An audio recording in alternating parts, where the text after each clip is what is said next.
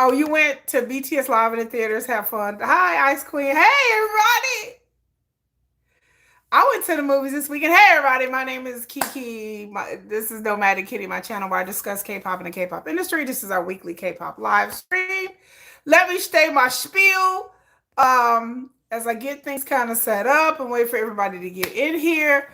We have things to talk about tonight. I will not. Hello, Arlene. I will be talking about three topics. I will be talking about like the K-pop summer concerts, just certain things that are going on, especially I got braces, y'all. Oh, beat the inside of my cheek. Oi, oi, oi. Anyway, especially with Cordis and Longshot, I will be talking about those bands in particular. And also the situation with J Park and Longshot. Then I will be talking about the Japan underground idol scene and the things I'm going to tell you. I don't know if you guys have heard about it. I found out about the Korean underground idol scene. Of course, I mean not Korean, Japan underground idol scene that is spread to China, and I want to tell you some really alarming things, probably about underground idols. I've never heard of underground idols until this week. And I've been doing my research. I've been reading. I've been listening and reading and listening and reading. And it's going to be pretty alarming. Then we're going to talk about BTS Festa. Now, happy Festa, everybody. I know in Korea it's like already the 14th, but for us, it's the 13th. Happy Festa, everybody. This is my second Festa. And this Festa has been, baby, it's been a little, it's been. This Festa has been festing. I might have to get my. Normally, I have my charger plugged in, but let me see. Let me take a look at something real quick, y'all. Let me see if I can plug my microphone in. Uh, Let me see if I can plug my charger in. Like I have a charger that I use, and it is something seriously wrong with my charger, my normal charger. So I do have a portable one, but it is heavy as hell, y'all. Oh, y'all. Oh. Okay, it's heavy. Let's see, is this gonna work? I think it's gonna work. So yeah, I have a really heavy like brick charger that I'm trying to get situated. Y'all bear with me for a second because I don't want my phone to die. I think this is it. Hold on, let me check real quick, y'all. Yep. Okay. So no microphone tonight because I need the charger. Because the microphone and the charger go in the same spot. So everybody make sure you like, share, subscribe, thumbs up. I do have a K-pop shop where I do one-of-a-kind K-pop designs. This is one, if you guys can see. It says swim. It says, I just want to dive. This is inspired by BTS. And I have a bunch of other designs and stuff like that. Hold on. I got to answer. Hold on. You guys give me a minute. I got to answer.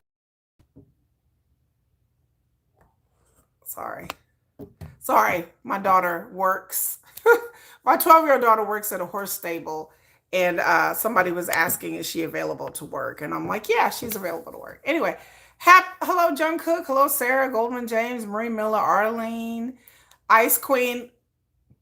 Let's catch up. It is the weekend. I have moved in my new home and pretty much everything. I just need to finish a few touches of decoration. And Junie posted a letter. He kind of posted like a, hello, Katina, like a poetry letter kind of thing. Hello, Ashley. Yes, I read it twice. You know, Namjoon always got to post something like real deep. And then Sugar came on and did a live stream. That was very interesting. I would say it was an interesting live stream. I'm going, what is happening? I didn't. We will talk about that tonight. So no microphone tonight, but you know, we're gonna put it to the side. I may need it later on. I don't know. Anyway, what else was I gonna say? You guys seen any good movies? I saw The Backrooms. I have to say, please, The Backrooms holds a special place for me and my kids because we like the Backrooms, the lore and everything. It's a horror movie, and it's not like really violent and bloody. It's very creepy, psychological. If you know something about The Backrooms, it got started as a creepy pasta online. and it just kind of went from there. And so we like horror movies. Well, I like certain types of horror movies, but the Backrooms has been kind of like an inside joke in my home. My old house, we had an extra room and we used to call it the back rooms. We're like, this is the room that everything disappears. So the back rooms was good. You don't know much about it, oh, but it's good. Hey, Aspen. Aspen says she don't know how much I'll be able to be active on the chat. That's okay. Denise is over here trying to watch the end of the Brazil Morocco game. Who's winning? Did Brazil, did they win or was it Morocco? But the Backrooms is good. My kids liked it. I liked it. And it, like I said, it's not too bloody. It's not too violent. So it's just creepy. It's just, and again, I've really gotten into the lore lately, back into the lore. They tied 1-1. Okay. Oh, they tied. Oh my goodness. I don't know anything about soccer, y'all. I know lots about American sports, like football. I like football and basketball. I'm not into baseball or soccer. So this is like World Cup. Like Dallas is hosting a World Cup game here. And so I was just kind of like, I like to me, it's just like, that sounds cool. So, are you enjoyed JK and Jim and having dinner on their live stream? I watched a little bit of it and I fell back asleep. I woke up and I looked at my phone and I said, oh, and I fell back, I dozed off. So I have not watched that. I don't watch a lot of the Weverses. I kind of wait until either Highboy or somebody else translates them because y'all know the Weverse translation is just terrible. Y'all know that Weverse translation is so off. Like I'm just like I just be dumbfounded like how awful the Weverse translation is. You only missed one World Cup since you were 4 years old. Oh my God, really? Oh, see, Sarah says it's true. That Weverse, I get so annoyed with the translation because like in my head I'm listening to them and I'm kind of translating kind of a little bit in my head just enough because I know just enough Korean to be there. But then I'm reading the Weverse and I'm like, that's not what it was. And then it'd be off and then it'd be on a whole different sub. So I just kind of wait till people translate it or people auto dub it and then put it up on YouTube because I just that with all that technology and money, you would think that they would get that together. You're exhausted from watching both concerts on Weverse. You had so much fun. I still have not watched any concerts on Weverse because I don't want to ruin it. I got a long way to go until August 16th. You heard some are online selling those gifts from the concert already? Oh yeah, I heard about that. That people are selling the free gifts. Of course, already. I don't even know what the free gifts were. I didn't even look. I haven't had a chance to look today. Saturdays are busy for me. My daughter had she has horseback riding and then my son I had to drop him off early this morning because he volunteered for Juneteenth. Today is our in the city near me and a lot of cities around us, even though Juneteenth isn't until June 19th, they have events like the weekend before because Juneteenth falls on a Friday. So my son he volunteered to work the Juneteenth thing for like 3 hours, 3.5 hours to set up and stuff bags and pass out stuff. So I've been up since 6:15 this morning. I'm tired. Weverse is almost intentionally bad.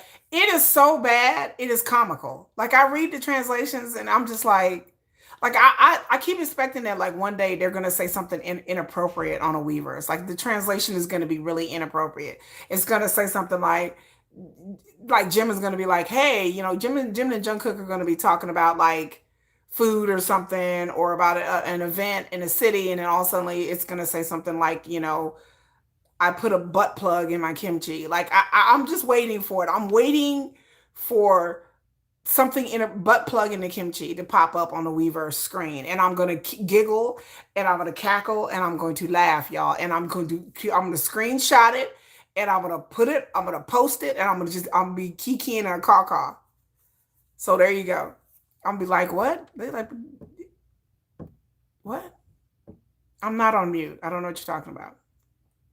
You like the Weverse translations for comedy purposes? I do. I'm waiting for comedy purposes.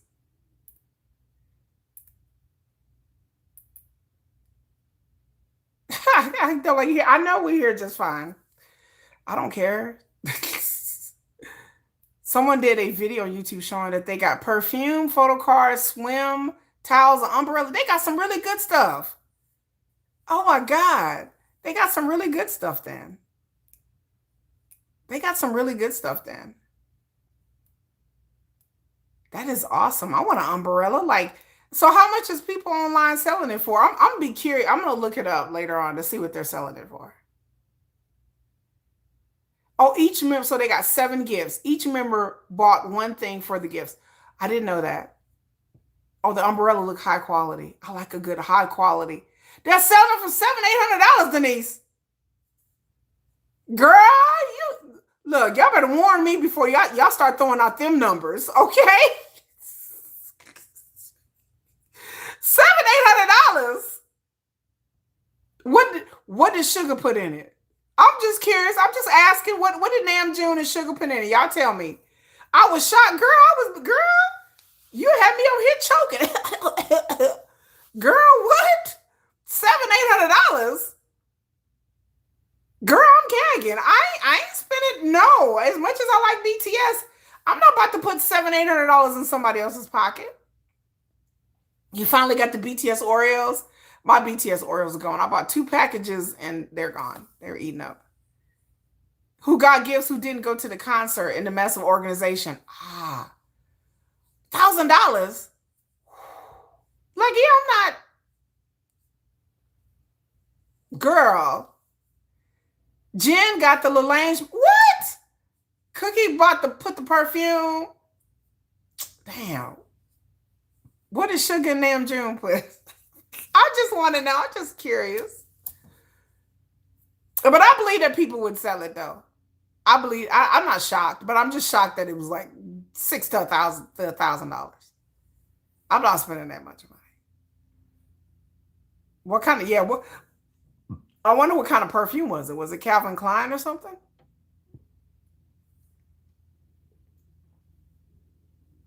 So, but yeah, it was an indie Korean perfume, high quality. Oh, okay. Wow. Okay. Wow. It was 2 in a box. Okay. Well, they gave out some good shit then. They weren't giving out like no little boo-boo gifts. They was giving out some real stuff. That's some real good stuff. That's nice. Yeah, that's nice. That's some high quality ish. Best gift ever. I know, right? I does anyone know how the second day gift distribution went? I have not looked that up. It couldn't have went too bad because I haven't heard anything about it. But we're gonna get into it. The first thing we're gonna get into it since we got everybody gathered around in here. Yeah, I heard that it came out their own pockets. Like yeah, it went much better. And yeah, they came out their own pockets for this stuff. So that's pretty special. That's a lot of gifts too, boy. Whoosh. So yes, I'm glad that it went much better. But we're gonna talk about that. The first thing, yes, BTS was very thoughtful. The first thing I want to talk about is the concert. So Cordis is going on concert, and there's been a kerfluffle. Okay, so little nephews, Cordis, little. I shouldn't say even nephews, children, child, Cordis. My surrogate. Anyway, if y'all wonder what I'm doing, I got to do my face. So wait a minute, let me show. I know it's childish, y'all. I know it. Somebody like you. I know. The umbrella had the swim type visuals on it. That's so cool. But this is my last little face thing. Anyway, so I'm gonna do my face tonight because I haven't had time enough to do anything. Anyway, I feel like J Hope. I'm like, get the toner out. I got the toner, J Hope. Y'all know I like that Hobie video where he was doing his face. Y'all know I love that. I was like, go get him, Hobie. Show him what you doing, boy. Get him, Hobie. Get him, Hobie. But Cordis is going on tour and they're coming to Dallas. So let's talk about Cordis first and then Long Shot. So they're coming to Dallas. They're coming to a small venue, like I think anywhere from 3,000 to 5,000. Okay, Cordis says. I was shocked that they booked such a small venue. So Cordis is going on their first like tour. People are upset because Baby, Jennifer went online and tried to get tickets. The tickets was like 400 and something dollars for like way in the back. We was like, what? Because of course people had already bought the tickets and so they were reselling them. So that was on the resale.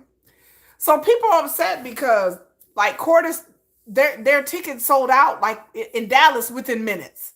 Like Jennifer went to go get into the queue and it was like 400,000 people in the damn queue, y'all. Like Jennifer screenshot it and she's like, there's like 424,000 people in the queue. Oh, I'm sorry, he's Mr. J. I'm sorry, Lisa. I'm sorry, y'all. He's Mr. J. Sorry, y'all. I gotta get it right. So yeah, we tried to get tickets for Cordis, y'all, but they sold out. Like they had already, you know. You're not shocked. Hyde usually books smaller venues on purpose to give the artists. So people were upset that a lot of people couldn't get tickets because the venues. They were like, oh, the venue's too small.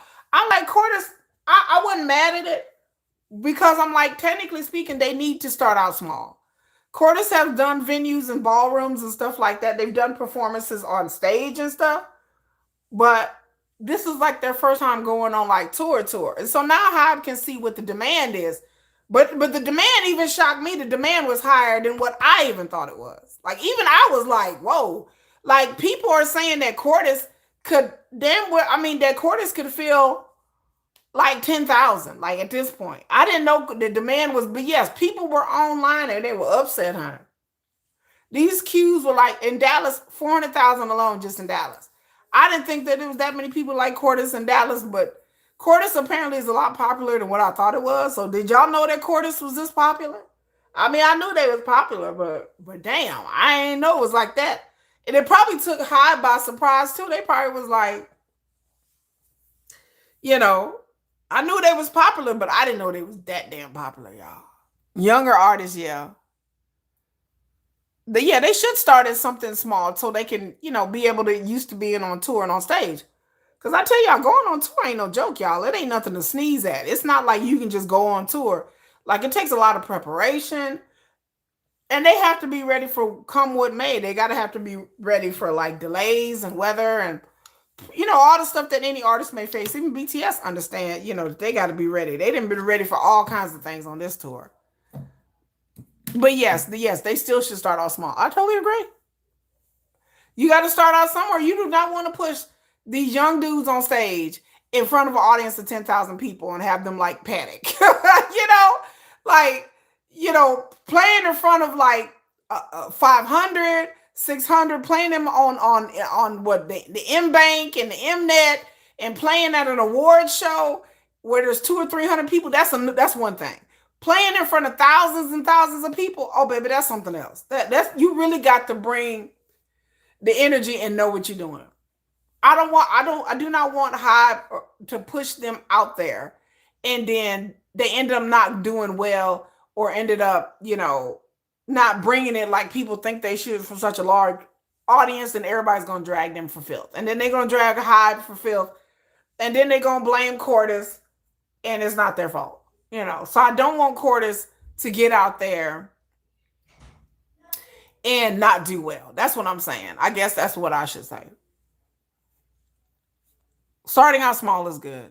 Yeah, it takes practice. And I think that this is be a good time to just take, so they can put feelers out there. But like I said, if Cordis will go out there and not perform well or be really nervous, so you can tell that they're nervous, then then the Korean media is just going to drag them. So I don't want them to be dragged enough lately. I tell y'all, Cordis be dragged so much lately.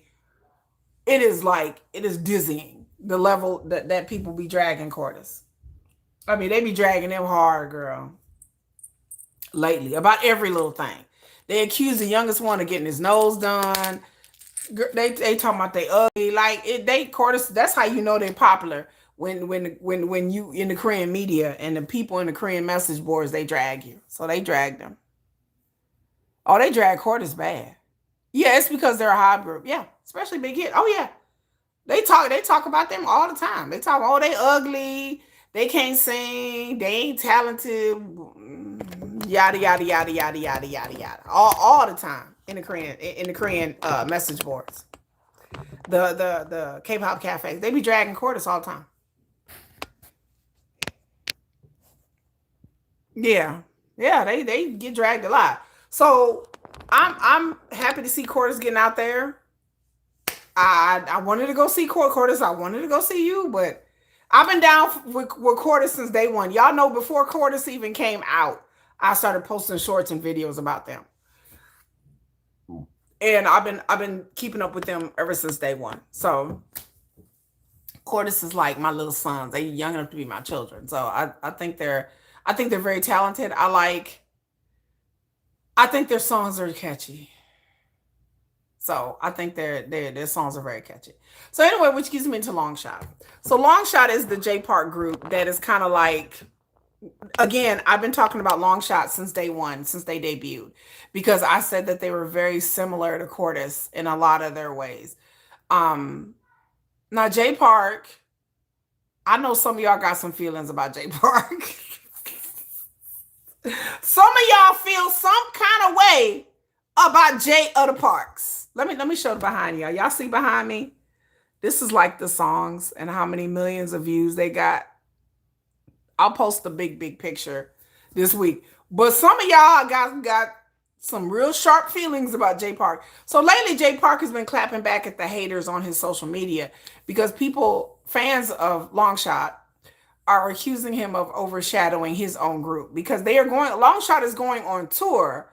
I would say Longshot, quote unquote, is going on tour because really it's J Park and Longshot if you read the poster. So I posted it on my post on my YouTube, but and they're coming to Dallas now. Jennifer has no interest in seeing Longshot in September. None. She's like, I'm not interested. She don't care for Long Shot. She said, "Oh no. I know." She says too much auto tune. They too young, and I don't know if Jennifer is going to be in the country. I think Jennifer is going back to South Korea around that time, and so she has no interest. I want to see Long Shot now. The place where they're performing is a really small venue. It is a really small venue. Like I looked it up. It's like in Dallas, near downtown Dallas, which is like 45 minutes to an hour from where I live. And then I'm trying to see if the venue is standing room only. I don't do standing room only venues, y'all. I don't do standing room only venues. So me and Jennifer both, we don't do venues where you don't have any place to sit. And when I was trying to look online, like I didn't really see, I saw some seats in the back, but it looks like a standing room only place. And so that kind of gave me pause. But I want to see Long Shot. I mean, but I ain't gonna try to stand up 2.5 hours. And then I'm like, how much is J Park gonna be in this concert? Because some of y'all are like, J Park? I was like, damn. Some of y'all was like, J Park? I was like, ooh, I was like, some of y'all was going in. Are you bagging them tickets? Everybody got to make a living. Oh, you don't mind J Park's songs? I don't mind J Park at all. I like him. I like J Park. I don't mind him at all, but I know some people online were clapping at him, and he clapped back at them. And I love that J Park claps back at them. I love that he gets online and he was like, whatever haters. I love that J Park claps back. J Park is like, I don't care. I'm CEO of my own company. I don't care. So I like Longshot fans, the one beefing with J Park. Yeah. I don't know if it's other fandom or if the Longshot fans. But from what I know, it's the Longshot fans that think that like he's trying to be part of the group or something. But I like Longshot. I like that. There's a song called Yeah that they do with J Park that just came out with a music video and everything, and I like it. His he's from Seattle. Yeah, I heard he's from Seattle. I love that J Park is unapologetically his damn self. He clapped back at the haters. I'm like, about time somebody clap back at them haters. You think you need to let them have the spotlight?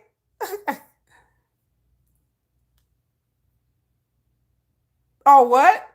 Oh, Minnie Jen? You think it's? I don't think J Park is that bad, as bad as Minnie Jen. I think J Park, hopefully, he seems like he genuinely cares about his artists and his people, like not exploiting them. J Park has seen a lot in the industry, and I think that he created his own record label because he wants to do things differently. I don't think,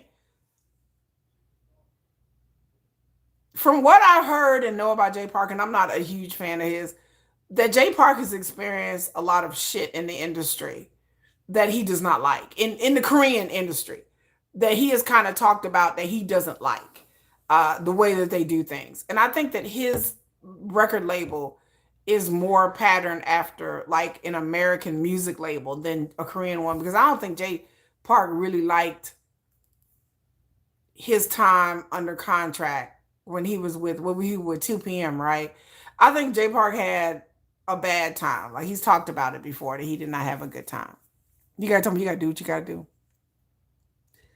Yeah, I like it. I like hardcore. I'm a hip hop girl. I'm a rap line girl. So I like more of a hip hop R&B kind of sound, and I like it. So what other groups are going out on tour? Epic High is going back on tour. I told Jennifer Epic High. Jennifer said seeing Epic High was enough for her. So I guess I won't be going to see that unless I go by myself. I enjoyed Epic High. I enjoyed the crowd of Epic High. It was much more older people in the crowd. It was mostly Korean. Most of the people that came out was Korean or Southeast Asian when we went to go see Epic High in Dallas. Jennifer said one time was enough, so I'm like, all right, I might go by myself. We like I said, we're gonna go see XG. Jennifer bought XG tickets, and I was so excited, I almost died. And the tickets weren't that bad. The tickets were like almost $150 a piece. And so we're gonna go see XG, which I talk about XG all the time. It's one of the few girl groups I like. Cat's Eye is doing a tour, you guys know, on tour, and I want to see Cat's Eye, but once again, I can't convince Jennifer to go see Cat's Eye, and she doesn't want to spend like $300 tickets on a group that she is annoyed by. Jennifer is not with the fifth gen. Um, so yeah, there's going to be more concerts released and announced within the next month or so, because again, this is concert. The summer and the fall is concert season. So I want to try to find some concert to go to um in August. Not August, I'm going to BTS, but I want to see something if I can see something in September. XG is in October or maybe November. I don't think he's prepping them for their own tour so he can fully step back. I do. I think he's prepping them for their own tours too. Witchy Siren. And Boys Next Door are going on tour. Are they going on tour too? Are Boys Next Door, are they going on tour? They just had a comeback. TWS had a comeback. TXT has had um a new album and stuff. And I talked about their promotions and things that they're doing that I admit is a little wonky. So I try not to feed into the rumors, but it is a little, I admit, a little weird, the situation with TXT. Um I just, it's just a little weird to me because they've some of the fans of MOAs are feeling like they're being shelved in favor of other groups. But I just tell people, like I said in my short, I did a YouTube short, the industry is so oversaturated right now. Like there are so many groups that are on tour in various places in North America, in South Korea. It's just overly saturated. I mean, even with Hybe, within Hybe itself, it's just, it's a lot. Honey, there are a lot of groups out there. There are groups that come out every week. Like there's at least 3 or 4 groups that come out every week, y'all. Groups that y'all have never heard of, I've never heard of, that I just have to look up and be like, who is this? There's groups that I can't even pronounce their name. There are reality shows, those survival shows. There's some shows that just ended recently, and there's a male group coming out. I'm like, it's a lot. It's a lot. I don't understand how anybody can be a fan of any new group with a smaller agency that's not one of the big four, because there's just so many groups. There's so many agencies, there's so many groups. There's just so many, y'all. Like and then like they all kind of like bleed together. So I don't know, there's newer next. There's one group there's some groups out there I can't pronounce their damn name. It'd be like L1BQTZS. And I'm like, what the hell is that? There's so many groups out there with weirdo names that I don't even know how to pronounce these names. Okay. I don't know if they chat GPT these names. I don't know if they're trying to be clever. They trying to like get past the algorithm. I don't know. But so many names, I don't even, girl, I'm just gonna be honest with you. I don't know what L1B346662 exclamation point $ mean. I don't know what that means. Okay, if y'all can figure it out, y'all let me know, because these names is weird. And then there's so many groups out there that been out, that are dormant, that I like. There's so many groups out there that have released albums and they've kind of disappeared. Like I was like, what the hell happened to Kepler, y'all? Like Kepler came out with an album and then they just kind of faded off. And then G Idol, they supposed to be coming out with another album out in July. I'm like, girl, what? Okay. I'm like, I can't keep. There's so many people coming out. The ATs is coming out with Golden Hour Power 5.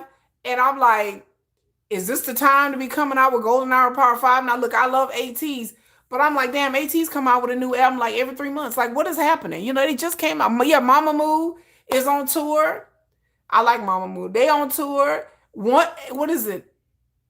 IOI or IO 101? I don't know how to pronounce that group. Is it I? Is it I's and O? Is it IO1? They just had a reunion. I don't know how to pronounce. Red Velvet is having a comeback. Oh my God. Yeah, and then it seemed like they just seem to sing the same shit over and over again. Like I just like I said, all these groups just bleed into one group. I'm just like I can't tell the Kiras from the Billies from Heart to Heart, like especially the girl groups.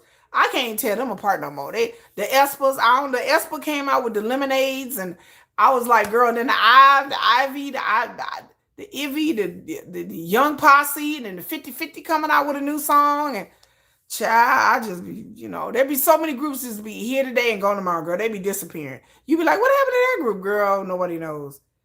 Treasure just came out. Treasure. Then like I said, YG got a new boy group and a girl group coming out. I think later this year, maybe. They've been trying to come out for the past year and a half. I don't know what's going on in YG. Y'all know how YG be doing it. Then Baby Monster coming out with a new song, and I'm just like, baby.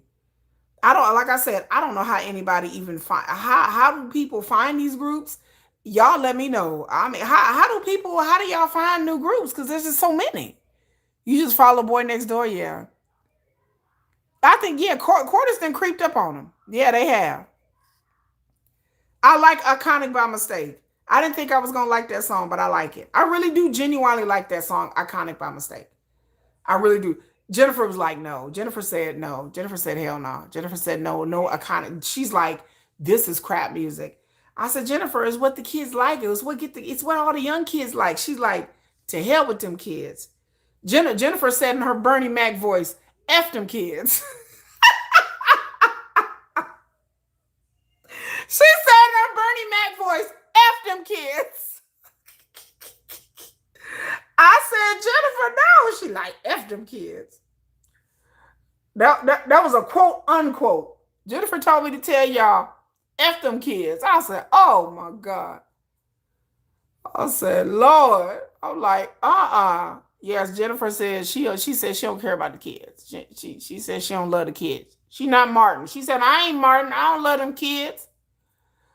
Jennifer do not love the kids, honey. She like, oh no, she don't like fifth gen. She don't like nothing. She like, I don't get it. I don't like it.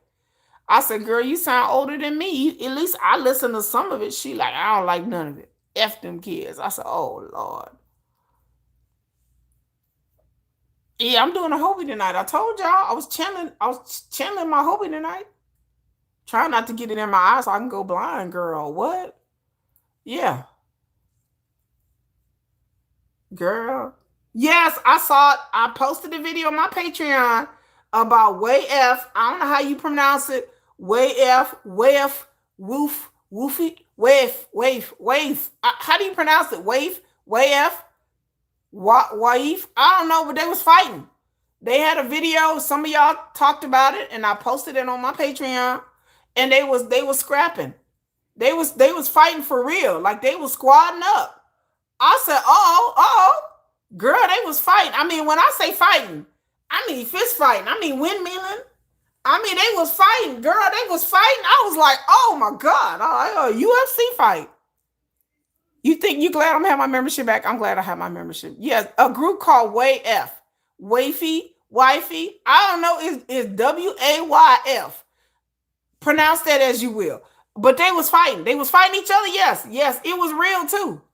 They was fighting. When I say fighting, I mean fighting, not arguing, not like I don't like you. No, I mean fighting. I mean they was up here, girl. They was okay. Let me reenact it just in case. It was all over TikTok. I put it on my Patreon. One of them was like, You couldn't hear what they were saying. It was like on a CCT television. But like there was three members in the room, I think three or four, and then one member was talking to the other member. You see, he yelling at him, and then the other member was like, "Yo, man, da da da da." And then the other member started yelling at the other member, and then next thing you know, they got into each other's face, and then next thing you know, they locked up, and they was like this, and they pushed it in. He was hitting them. Girl, I was like, "Oh my God!" I said, "It's going down, girl."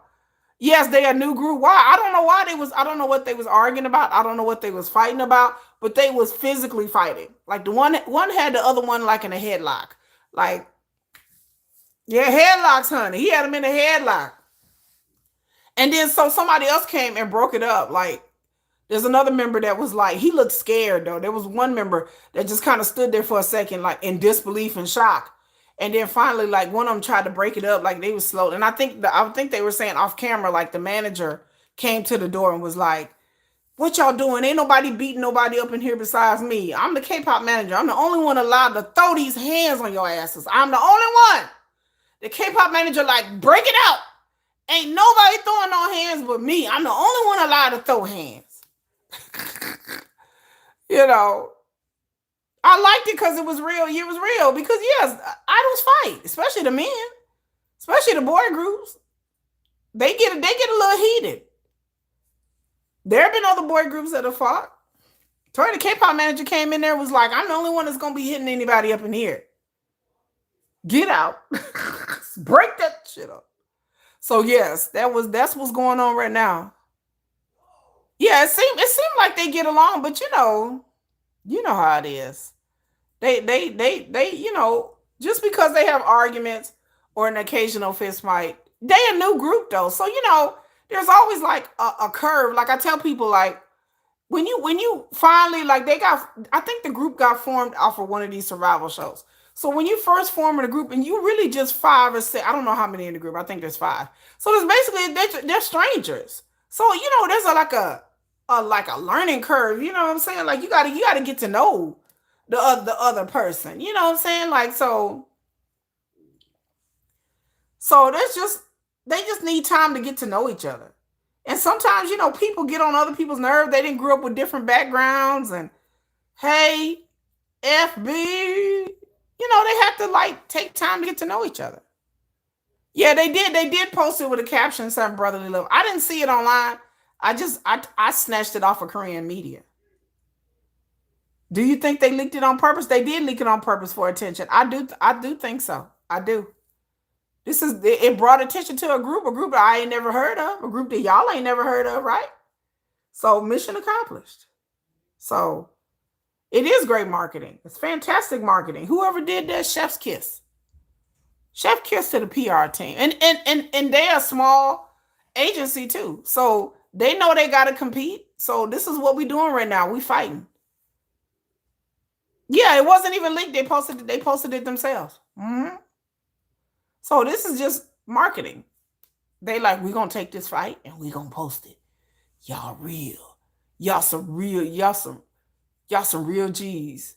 Y'all squad up. Y'all got D'd up in here. It was a real fight too. I was about to scream, "World Star!" I was like, "World Star, son! World Star!"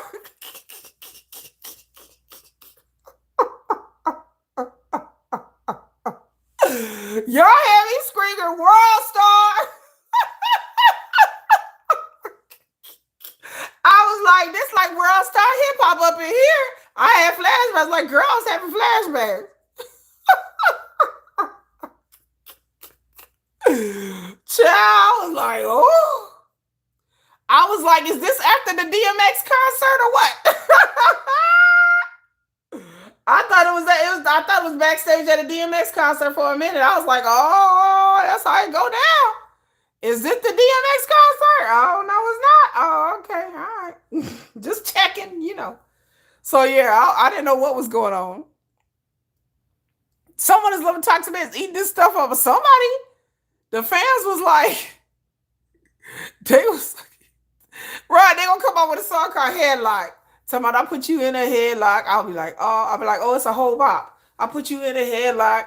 I put you in a headlock. I'll be like, oh, it's a bop.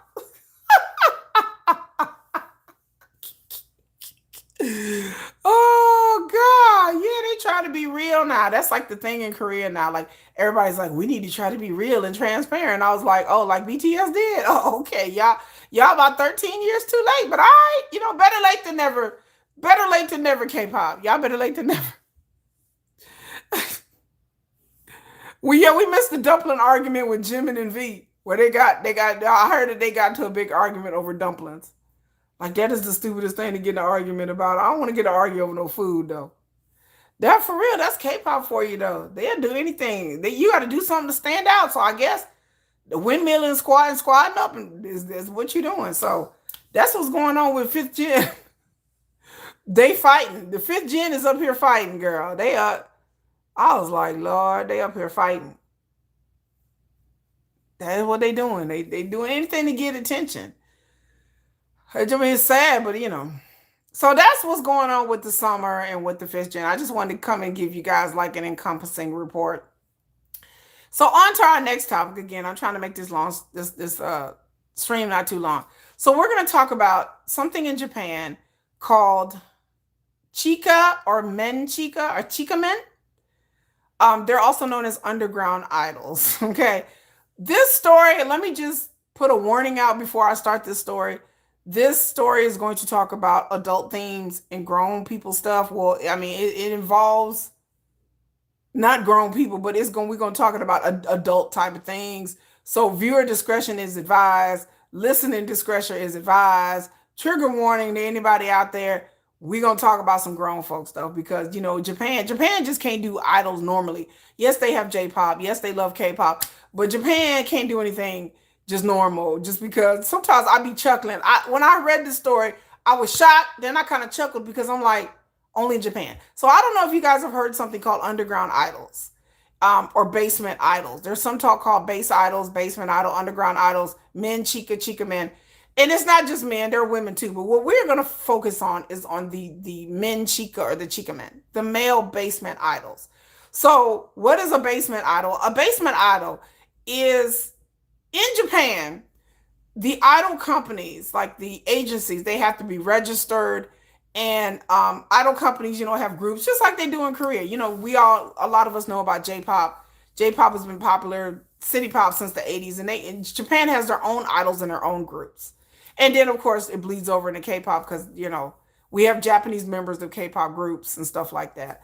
So basement idols or underground idols are idols that are either independent by themselves or they were really, really small, unregistered labels or agencies.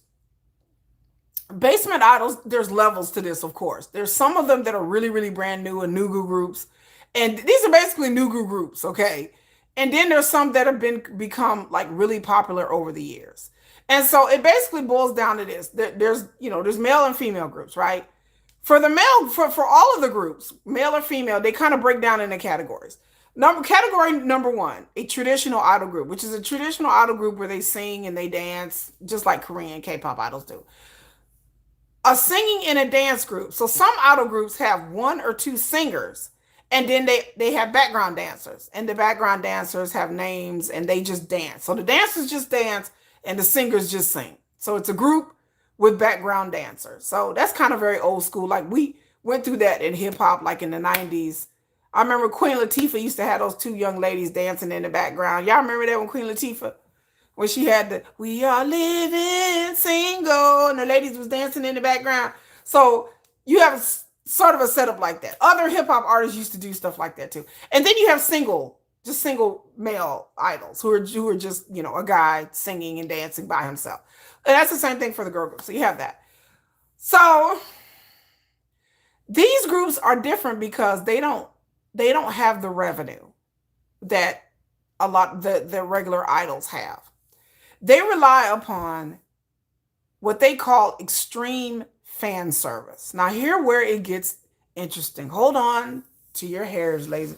Hold on to your hairs and your wigs and weaves, honey. This is where it gets interesting. I've been down this rabbit hole for 3 days now, researching and reading. So these idols, how they get, so they play so where do these idols play? They play small theaters. They play like hotel ballrooms. They also can play, they can come just depending on how big or small it is. They can play in your house. They do house parties. They do basement parties. they can do an air. They sometimes they'll rent out Airbnbs and invite people to show up. A lot of times they stand out on the corner in Japanese cities and they pass out flyers, whether they be boy or girl groups, to get people to come, and that's how they get fans. So either by word of mouth, either by social media, or sometimes they stand outside on the corner and they in a busy area and pass out flyers telling, hey, just like y'all remember when BTS came to LA and they was passing out flyers, American Hustle Life. So they do a lot of that to get people to come. And then of course you go to the venue or whatever, you got to pay a fee to get in. Okay. So you pay a fee to get in, whatever. And then, but here's the thing though, they sell a idol experience. So they have it to where, the idols will perform, the underground idols, and then they'll charge you to take a picture with them. So they may charge, depending on the idol, anywhere from 20 US dollars to $100. So they take a Polaroid picture with you and your favorite idol or with the group, and they have price sets. And then they'll talk to you for a little bit. And then once you start going, you become a fan of a group, you start going to different events, especially if it's a smaller basement underground idol, then they will recognize you and see you there all the time. So you pay for a Polaroid picture. Then some of them have fan meets, like what we would consider regular fan meets, but you got to pay to get in. It's not how many albums you buy or a raffle. No, you actually pay to get in to these fan meets, right? And it can be anywhere from $100 to $500-$600, just depending on how long the fan meet or what the experience is. So also they have it to where they will do phone calls. So these idols charge for phone calls. And again, the phone calls can anywhere between $30 to $200. So you understand what I'm saying? It's very transactional. They also have idols where certain groups, you can go on dates with the idol. Okay? Dates. As to what happens on these dates, what happened in Japan, stay on Japan. Okay? And these idols have the demographic of a lot of young, the male groups that I've researched, a lot of young girls. So you got fans who are like 15, 16 years old. This shit is expensive. They want to go to these events. They want to get these photographs. They want to get these pictures. And then they have these they call them light pins, but they're actually like a wand about this big, and they light up. And then some of the members, each member will have a different color. And so when your member's up there singing, you turn it to yellow, blue, green, or you change the color. And those little light wand things could be like $100 and something, right? So it's very transactional. It is a up close, hyper, and then some of them have it where you can talk to them online in private chat rooms. You pay for that. Transactional. So yeah, that's how that. Talking about there are donations. Yeah, full on boyfriend experience. So in Tokyo, in some areas of Tokyo, there's the areas of Tokyo that is known what we would call colloquially the hoe stroll. Okay, there are areas of Tokyo that are known prestidigitations. Okay, I can't say the real word. Ladies of the night, if you will. So Korea has been trying to stamp down on this. They've been doing this since 2023, 2024. Not Korea, I'm sorry. Tokyo, Japan. They're trying to clamp down on these areas where there's a lot of hoeing going on. So they do these dragnets. So they started to do these dragnets, and then right around 2023, I went back and read articles. They do dragnets where they sweep up the Johns, they sweep up the ladies of the night. They get these ladies of the night and bring them in, and they realize a lot of these ladies of the night are under the age of 18. So these girls are not from broken homes, they're not orphans. They turn out that these girls are from middle class, working class families. So they like, why are you out here on the stroll on a weekend? And where's your parents at? And some of them would tell their parents to spend the night over at their friend's house, or they're doing, but no, they on the stroll. The reason why they on the stroll is because they need money for these underground idols.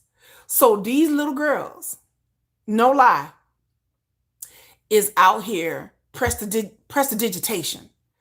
Some of these girls are 14, 15 years old, and they standing out on corners, and they got love for sale, all because the underground idol scene. So I went down a rabbit hole, and I've been reading article after article after article.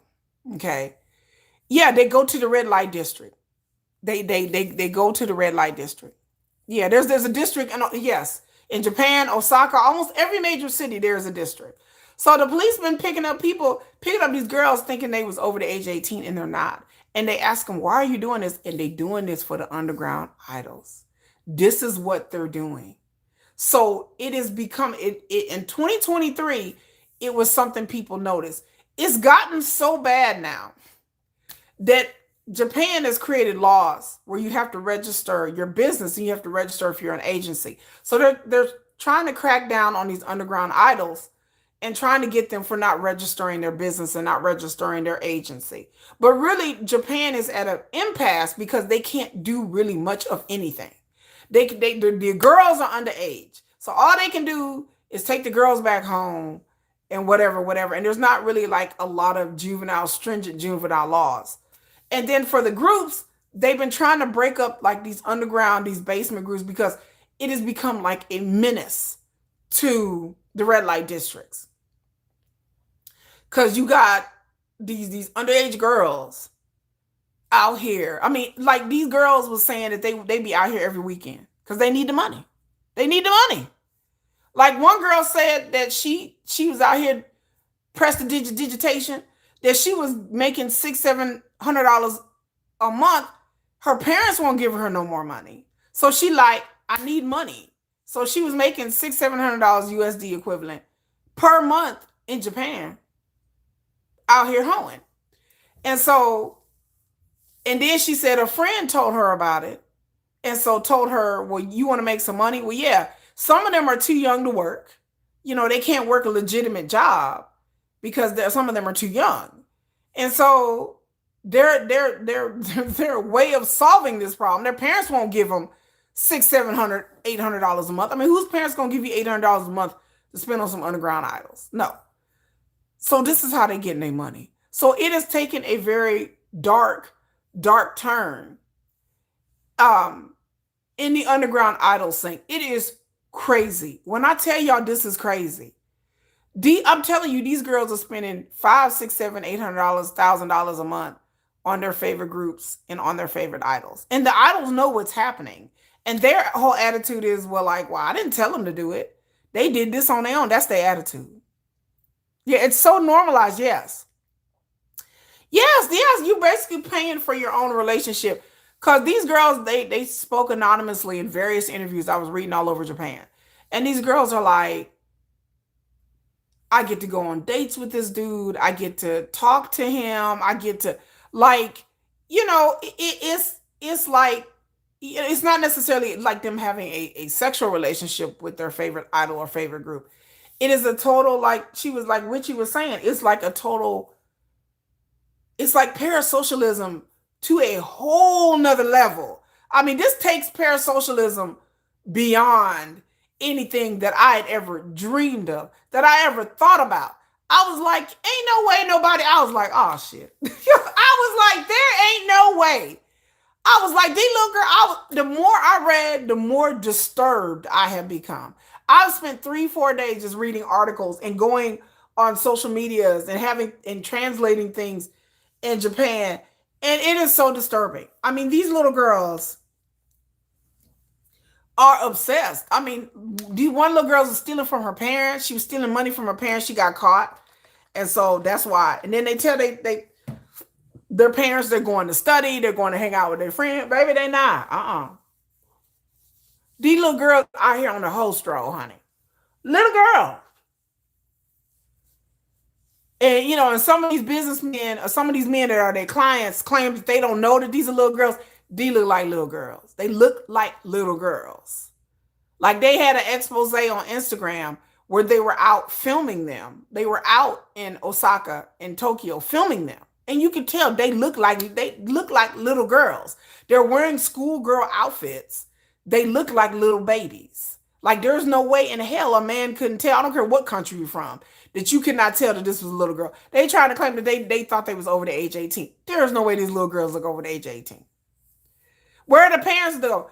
A lot of the parents are working. Some of the parents thought that they were friends. Mama finna go to my friend's house for the weekend. They tell their parents they're going to spend the night over their friend's house.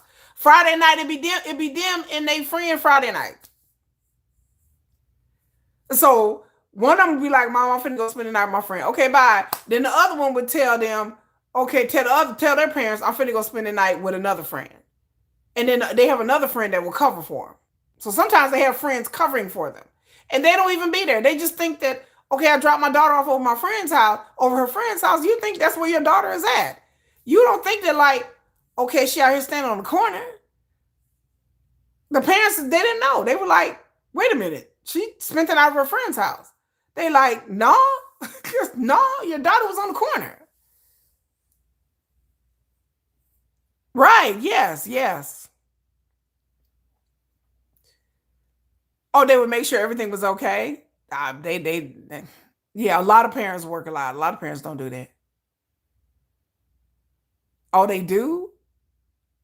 A lot of the Japanese actresses sometimes oh yeah, they do. I heard about that. I heard about so now this phenomenon, y'all, is spreading to China. So the underground idol scene is now spreading to China. And these underground idols from Japan are starting to be popular in China now. And so now, because a lot of them can't travel, they don't have the money to travel. They're just doing things online. And it's just transactional. Like if you want a video chat with your favorite Opa or your favorite, I don't know what the Japanese equivalent of Opa is, but if you want to have your conversation with your favorite underground idol or the whole entire group, then it's going to cost you. So you want to do a live stream, it's like a fan meet because they're in China, and then I'm hearing about like what I heard from China that these people who are into these underground idols in Japan, they doing something strange for a piece of change through the live stream. And then there are also underground idols already existing in China. Yes, already existing. And China is starting to do this, like Chinese singers and actors and stuff are they're trying to copy what's going on in Japan so they can get money. But some of them, yes, some of the Chinese girls are fans of the underground Japanese idols. And if you see a picture of them, a lot of their costuming is over the top. Like there's a certain kind of music genre called chica, and it's a genre of music. The girl groups, if you see them, they look really over the top, like almost like anime. Like it's really, really hyper realistic, over the top. Then I saw some music videos on YouTube. I listened to a bunch of like snips of songs, and it sounds to me like Japan anime kind of music. Like it's really like hyper stylized EDM. It's really, some of the lyrics are very over the top. Some of the lyrics are very funny. They're very cheeky. They're very witty. They don't take themselves too seriously, which is great. So a lot of the times when you go to these underground idol shows, they will joke with the audience. They will involve the audience. They have like fan calls and their own fan chants that they do, and their calls back and forth. They'll go the audience. They will back, and sometimes the audience can choose which songs that they want to hear, who they want to sing the songs. Like it's a lot of heavy fan audience in participation, and that's the draw for them. Yeah, so parents ain't watching them kids. You see them. They in cafes. They everywhere. I was surprised that they was going like in underground basements and stuff. I was like, damn, okay, because I saw some of this stuff online. So I was like, only in Japan, Japan, Japan. Why can't we have normal things? You can't just have normal idols. No, Japan is like, hold my beer. I'm gonna give you a subculture, and it's like I thought it was cool at first until I realized that like the reports and things, these girls are addicted. Like these girls are so some parents have been really clamping down on their daughters and really worried about their safety. I mean, you should. Your daughter's out there at 10, 11 o'clock at night in a red light district. Like, yeah, and she's 15 years old. She may meet some dude. She may be stuffed in the closet somewhere. I mean, yeah. And then, so, that's the scariness of it all, that these girls are so addicted to these idols and to the attention. I thought parasocialism and K-pop was bad, but this is taking things to such a crazy level that I had to read. I just sat back and read article after article after article, and I'm just like, I'm trying to understand, Yeah, the Japanese idol industry is it's so, Denise, it's so disturbing. And the way these girls, they talked anonymously about how these idols make them feel and how, it's the same thing you hear in Korea, but they taking it to a whole nother. And I'm thinking to myself, if Koreans had access to idols like that, and I know that red light districts are and all that is banned, you know, in South Korea. But would people find some other ways to make money if they knew that they had access to their idols? And that's the thing that people were asking. Like, people were trying to blame Japanese culture. And I'm like, I don't think that's it. I think if people had access to their idols like they do in Japan, um, I think you would see something strange for, I think you would see something strange for a piece of change going on. I really do. I think people would find with their parasocialism would be so crazy that, and so now, like in China, they're talking about that they're starting to see this too, where people are starting to, you know, offer goods and services and sell things and pawn their rings and stuff. So you see that. But now, it's just for a matter of time that like people are afraid that like the underground scene in China is going to go to where women are selling themselves, and it's the same thing. The host culture is big in South Korea. Yeah, you make things illegal, you only push it underground. But I think that like I think that if Koreans and Americans internationally had that access to the idols, I think you would see that going on. I think, especially for young ones, I think that they would figure like, I ain't got a job, especially ones who can't get a job, not old enough to get a job, or ones that live with their parents. It wasn't all a bunch of teenagers, but there were some women that were in their late teens, early 20s that were out there with the same thing, that they are fans of underground. I think where there's a will, there's a way. I think people would find, I think the same thing would happen in Japan that I could see it happening in Korea on the low, and they would have a problem. Because it's a problem in Japan. Like, it's increasingly becoming a problem. Yeah, that my problem. Yes, they would get traffic. That like traffic. Young girls, because younger they don't know. They just want the money. I mean, this girl was talking anonymously, and she was like, I would do anything," and she named the idol's name, anything for blah blah blah blah blah. And I was like, "Girl, really?" Like, I would be scared if my daughter was up there talking like that. I would be terrified, terrified. Like, I got a 12-year-old. I'd be terrified. The way these girls talking is like, I ain't been to an underground show in like 3 weeks because I didn't have no money. I can't go 3, 4, 5 weeks, 2 months without seeing this group. Like, that's how they would talk. Like, it was kind of like a drug. Like, it was almost like a drug. It's Kiki. Kiki. Kiki. Kiki. However you want to spell it. Yeah, a lot of failed idols, they do. They go to Japan to work in those hosting bars. And that hosting bar thing in Japan is intense. I went down that rabbit hole a couple of months ago about the hosting bars in Japan. And the police have been cracking down on that too, because basically it's just over glorified prostitution. Like those hosting bars and those dudes, the police have been cracking down in Tokyo. I watched the documentary today about the hosting bars, how they started to crack down in 2024, because it's basically, and then like it's beyond just hoeing, the hosting bars.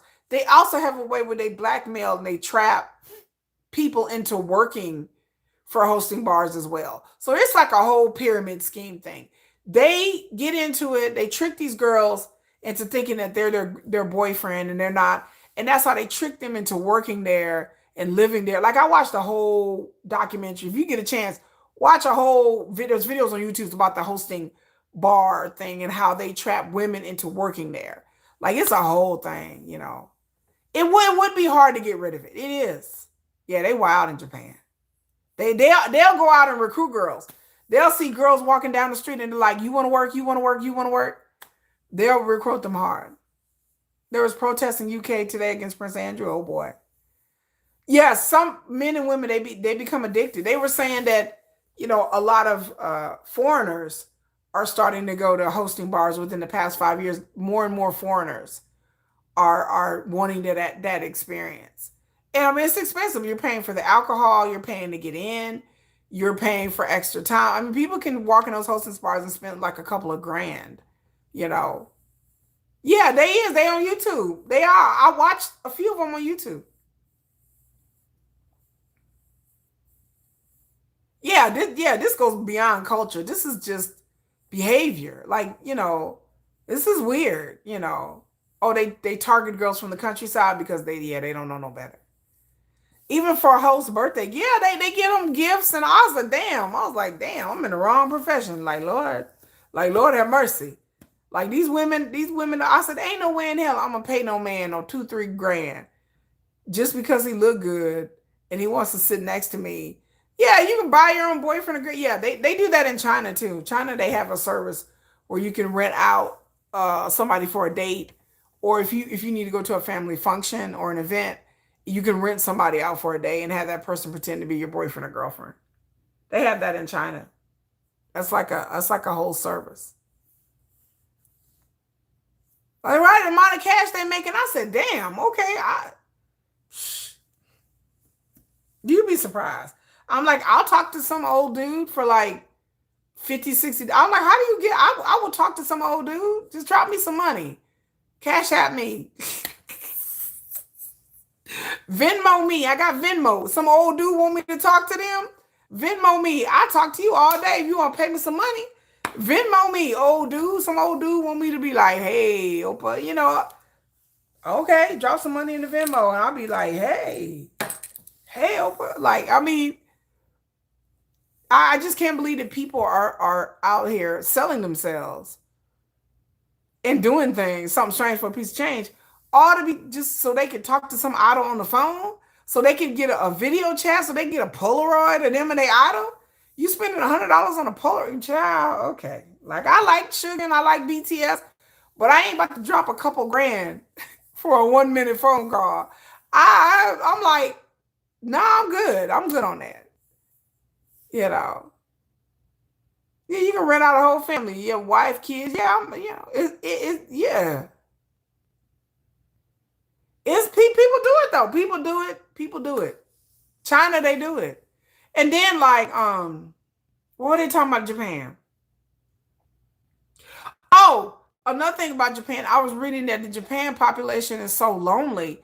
They have services that make multi-million dollars, $1 million for just talking to people.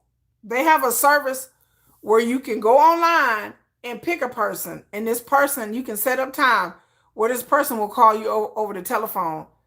Like, you can have it set up to where it's just, like just one day, but then they have like a monthly service you can pay for, and you pick how many phone calls you want in a month. So let's say you want 4 phone calls in a month, and you set which days and what times you want them to call. And people are making millions of dollars in Japan. Phone calls, y'all. Phone calls. You go online, pick the person you want to talk to, how long you want to talk to them, and what days. And they will call you on the phone. Yeah. Multi-million dollar business. I just watched a documentary about that yesterday, last night. I was watching it. That people are so lonely because they don't have any human contact. They don't talk to anybody. So some people go weeks without talking to anybody. It is an introvert's paradise. I want to live there. I think every culture is very isolating. Yes, that's the reason why. It happens in Korea. It happens in Japan. It's happening in China. It's happening in America. It happens everywhere. We live in a very isolationist um, society. It's not just people bag on Japan and Korea, but it's just like, especially as people get older, like when you're like in your early formative years, your teenagers to like 20, like when the documentary I was watching, most of the clients that they have are over the age of 35 and 40. Most of the clients that they have. It's not like young people, but some of them are young. But it's for sure most people over the age of 25. Because you're not in university, you're not in high school, like people don't have that social interaction. It's everywhere. And yes, they're overworked. Korea and Japan and China, they work long, long hours. Even when they're in school, it's long, it's going to school hours and then studying and then tutoring. And so it's, yes, yeah, it's that too. Yeah, I watched a documentary about the salarymen too, about them having to commute and they get up really early, hop on a train, go to work, commute back home. By the time they get up 5 o'clock, 4 or 5 o'clock in the morning, and they get home at 6, 7 o'clock in the evening. By the time you eat, shower, get ready, then it's time for you to get back and do it all over again. So you don't have any time to really do anything. Yeah, everybody's just trying to survive. And like I said, it happens here. It happens here in America too. It's like people don't have time, especially as you get older. You're like, okay, well, how am I supposed to find friends? From where? From who? Yeah, it is. No, no one knows their neighbors. I don't even have neighbors. I don't have anybody on either side of me or across the street. I don't have any neighbors. I don't have any neighbors. And then like I don't want to know my neighbors. So that's another it's like I don't even want to I live in Texas. I don't want to know my neighbors. We're good. Like I lived where we used to live, we had neighbors all the whole neighborhood was full of people. There wasn't anything empty. So I'm fine with that. I'm like I didn't know either one of my neighbors, the one on either side or the people across the street. I'm just like I'm not interested. I'm not interested. Are you in the countryside? No, I'm kind of not. Well, Canada was about one of the hardest places to connect with people. Yeah, I'm kind of surprised about that.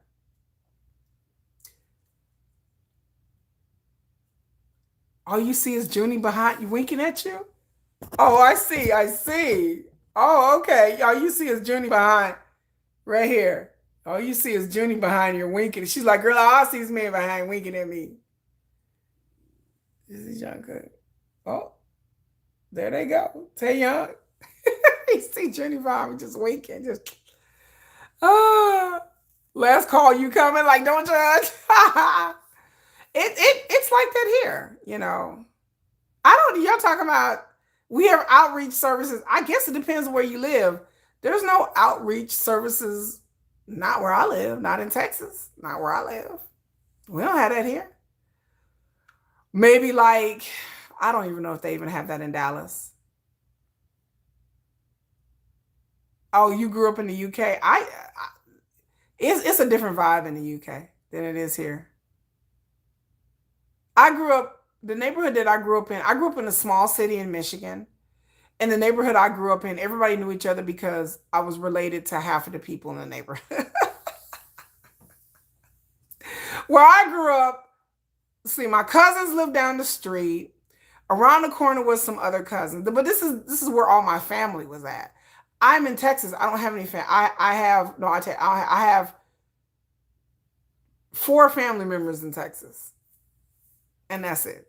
Everybody else lives in Michigan. So where I grew up, everybody knew each other because we were all related in some way, or they knew my relatives.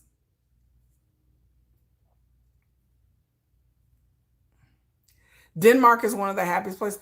I think it all depends on your personality. I am a consummate introvert. So for me, I I like to go out and do things. Like I like to go to festivals and events and concerts. I don't mind being around a crowd of people as long as I'm not talking to them, I'm fine.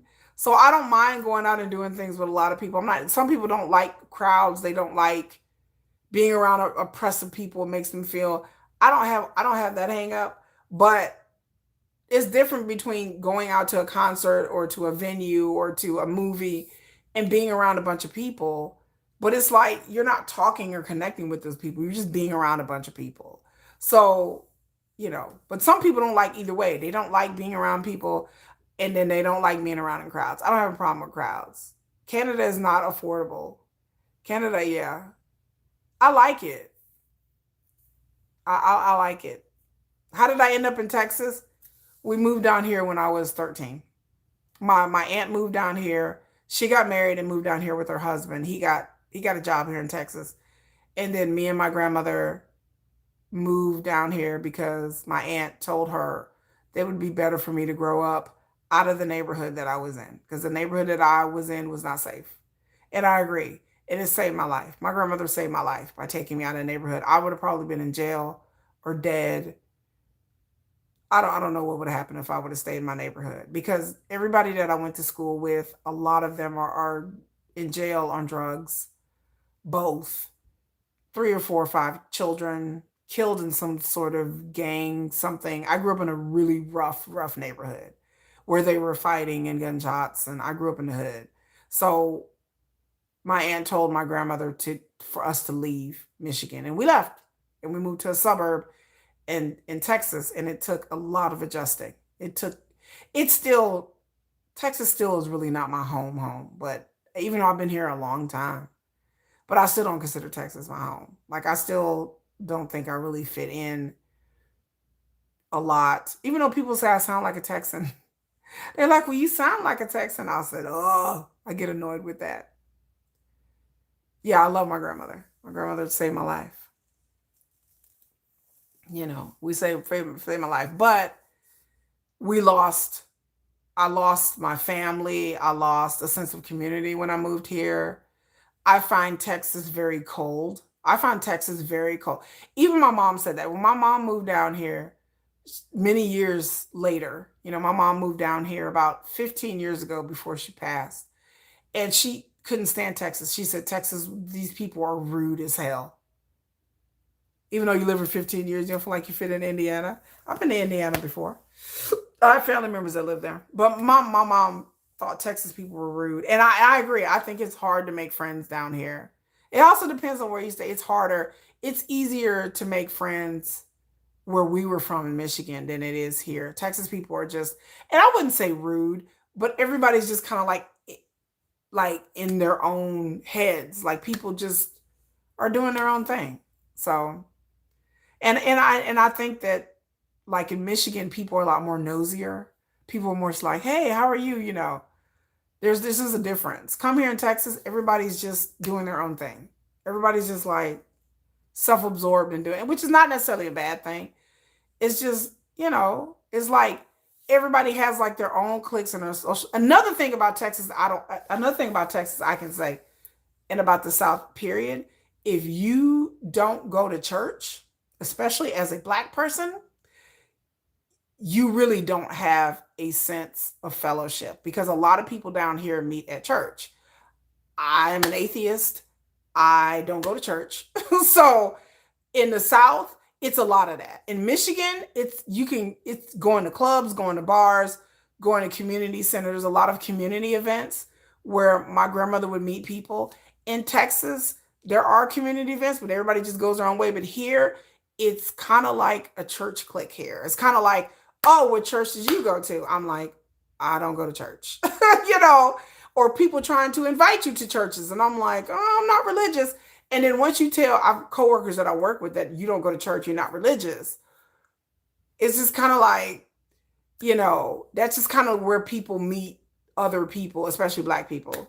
It's just, I noticed that, which in Michigan, a bunch of people don't go to church. Everyone's like, hey, I go during the holidays. Shit. Hey, I go during the holidays. But here it's just kind of like, oh, do you know this church? I'm like, what are you talking about? Oh, do you know? I'm like, I don't know. I'm like, people talking. I'll be like, I don't know what you're talking about. What are we talking about? I was like, is this religion? Is this religion? I was like, and then like I work with people and I have to like, they'll say something and I'm just like, okay. Anyway, they like, she ain't religious. I was like, no. I'm like, I respect you having your religion, but I'm not religious. So I don't know what you're talking about. So you don't you be a non-religious Black person.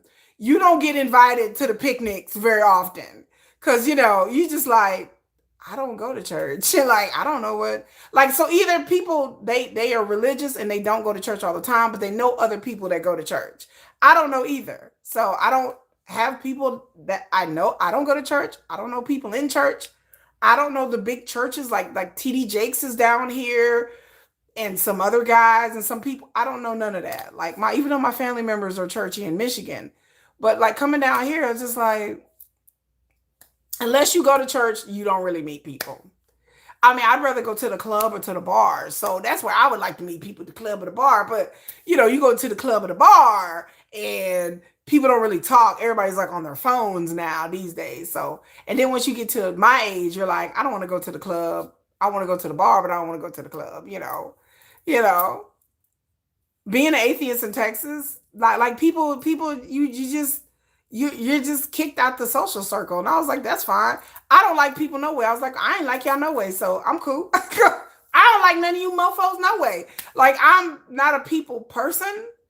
Like Jennifer always tried to claim that she's an introvert, and she Jennifer is more outgoing than I am. Jennifer is a lot more outgoing than I will ever be. Like Jennifer will go up to people and like ask for directions and talk to them. I'm terrified of asking people for anything.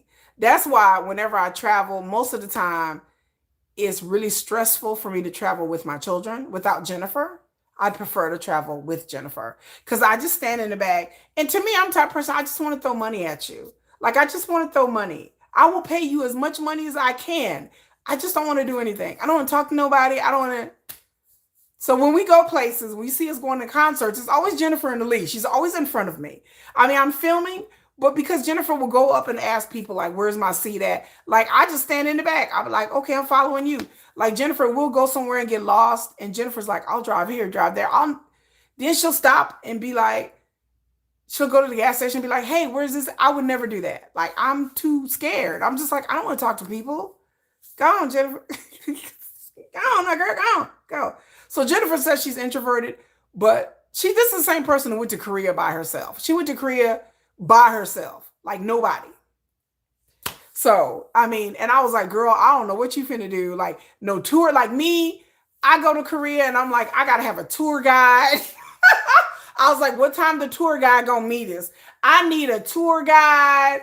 I need somebody to show me around. Like, I am not about to just, I'm in this city where I don't speak the language. I'm finna hit the street. No, that is Jennifer. That is not me. That's her. It's Jennifer. I can't. I am not that kind. I'm type person. I go on vacation. I have to be comfortable. I don't want to ask nobody nothing. All right. I'll be back here. Jennifer is your inspirational person. Yeah. Jennifer she's introverted. She don't like people, but yeah, she my sister-in-law. She my sister-in-law. She my sister-in-law. But she says she introverted, but she ain't that introverted. She is much more sociable, you know. She's much more, yes, she's introverted. She's much more sociable than I am. But anyway, back to what this conversation. I just think that it's sad that like parasocialism has gotten to this level. And I'm kind of afraid that like the underground scene will eventually spread because people said it spread to China. And then they were talking about it spreading to the Philippines and parts of Southeast Asia as well. That this is slowly becoming a thing. And I was like, if it spread to Korea, Lord have mercy, we all in trouble. And it spread to America, it's going to be over with, Oh, she seems like an ambivert? Yeah. Yeah, I think she's a social introvert. I'm just introverted all the way around. You went and lived in Korea by yourself as well? Oh my God, how did you do it? There is no, again, me going to Korea, everyone's like, but you're really not going. I'm like, yeah, I'm going to Korea. I went to Korea with help. I gotta have help. I'm like, I gotta have somebody. I'm like, what time you gonna pick me up from the airport? Like, I will pay for all of that. Like, I don't care how much I gotta pay. I just throw money at it. I was like, how much money you need? Okay, I need you to pick me up from the airport. What time are you gonna drop me off? I need you to order food for me. Jennifer's like, your idea of vacationing is like having someone as a personal assistant. I was like, yeah, that's how it's supposed to go. I mean, I feel like, isn't that what you're supposed to do? I need somebody to pick me up, take me around, translate. I need a translator, massage my feet at night. No, give me a glass of wine, pat me on the top knot. That's what I need. I need the full concierge service. Shit. I went to Korea and spent about 20,000. I was like, I ain't going nowhere. I gotta go. Jennifer go to Korea, went on public transportation. I said, girl, I can't. I can't do it. I can't go on public transit. No, I gotta have that car to come pick me up. I don't want to get in no public transit. Oh, I gotta be on public transit. Oh no, girl. I ain't got a See, the language barrier is enough for me. Again, I'm the same person that went to Florida. Florida. It was like about to have an anxiety attack because I kind of got lost in traffic in Florida. I'm over here like kids. I don't know where we're going. Kids.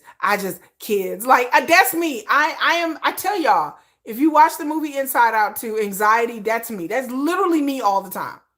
I don't like getting lost. I don't like not knowing where I'm going. I did not like driving around Florida. Florida isn't English, y'all. Okay. I will get lost very easily. So I like Florida. Don't get me wrong. Florida, we cool. Florida. We had a good time. The kids had a really, really good time. We stayed in the Airbnb. We stayed in like luxurious Airbnb with like a private pool and all that. We stayed in a private pool. I'm still up here like, I just don't like, Jennifer's like, what are you complaining about? I don't know. She's like, you're staying in a place with like 6 bedrooms. I'm going to move bedrooms. I moved bedroom. I was like, I'm going to go to another bedroom. Jennifer's like, what is wrong with you? I was like, it was anxiety. It was a lot of anxiety. And then I had to like fill the car up, and then I was trying to make sure I filled it up enough.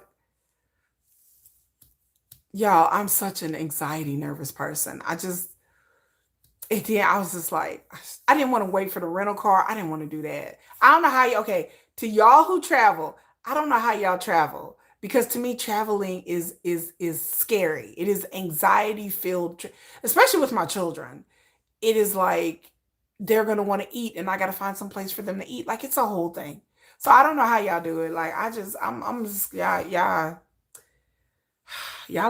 are better. Y'all are so much better than me. Like I know people that be traveling by themselves. I know women that go all kinds of places by themselves. You stay getting lost in Korea. You see, I'm not an adventurous. I'm not an adventurous person. Everything I do has to be planned out. When I go on vacation, I got to have an itinerary. I got to have dates, times, places, locations. Everything has to be planned out. Everything. Florida ain't for everybody. I like Florida, but I just got lost. You will not let your anxiety rob you of experiences. That's right, witchy siren. You go out there and live for the both of us. I was near Disneyland when I went to Florida. Like I stayed in Davenport. We were like in the hills of Davenport or some shit. Or what was it called? It was like Champions Gate. That was the name of the gated community. We were like in some kind of like Champions Gate or something in Davenport, something. Yeah, but it was like a party town. Florida is confusing. You're not waiting on someone. I'm gonna wait for somebody to. If you travel for work, oh okay.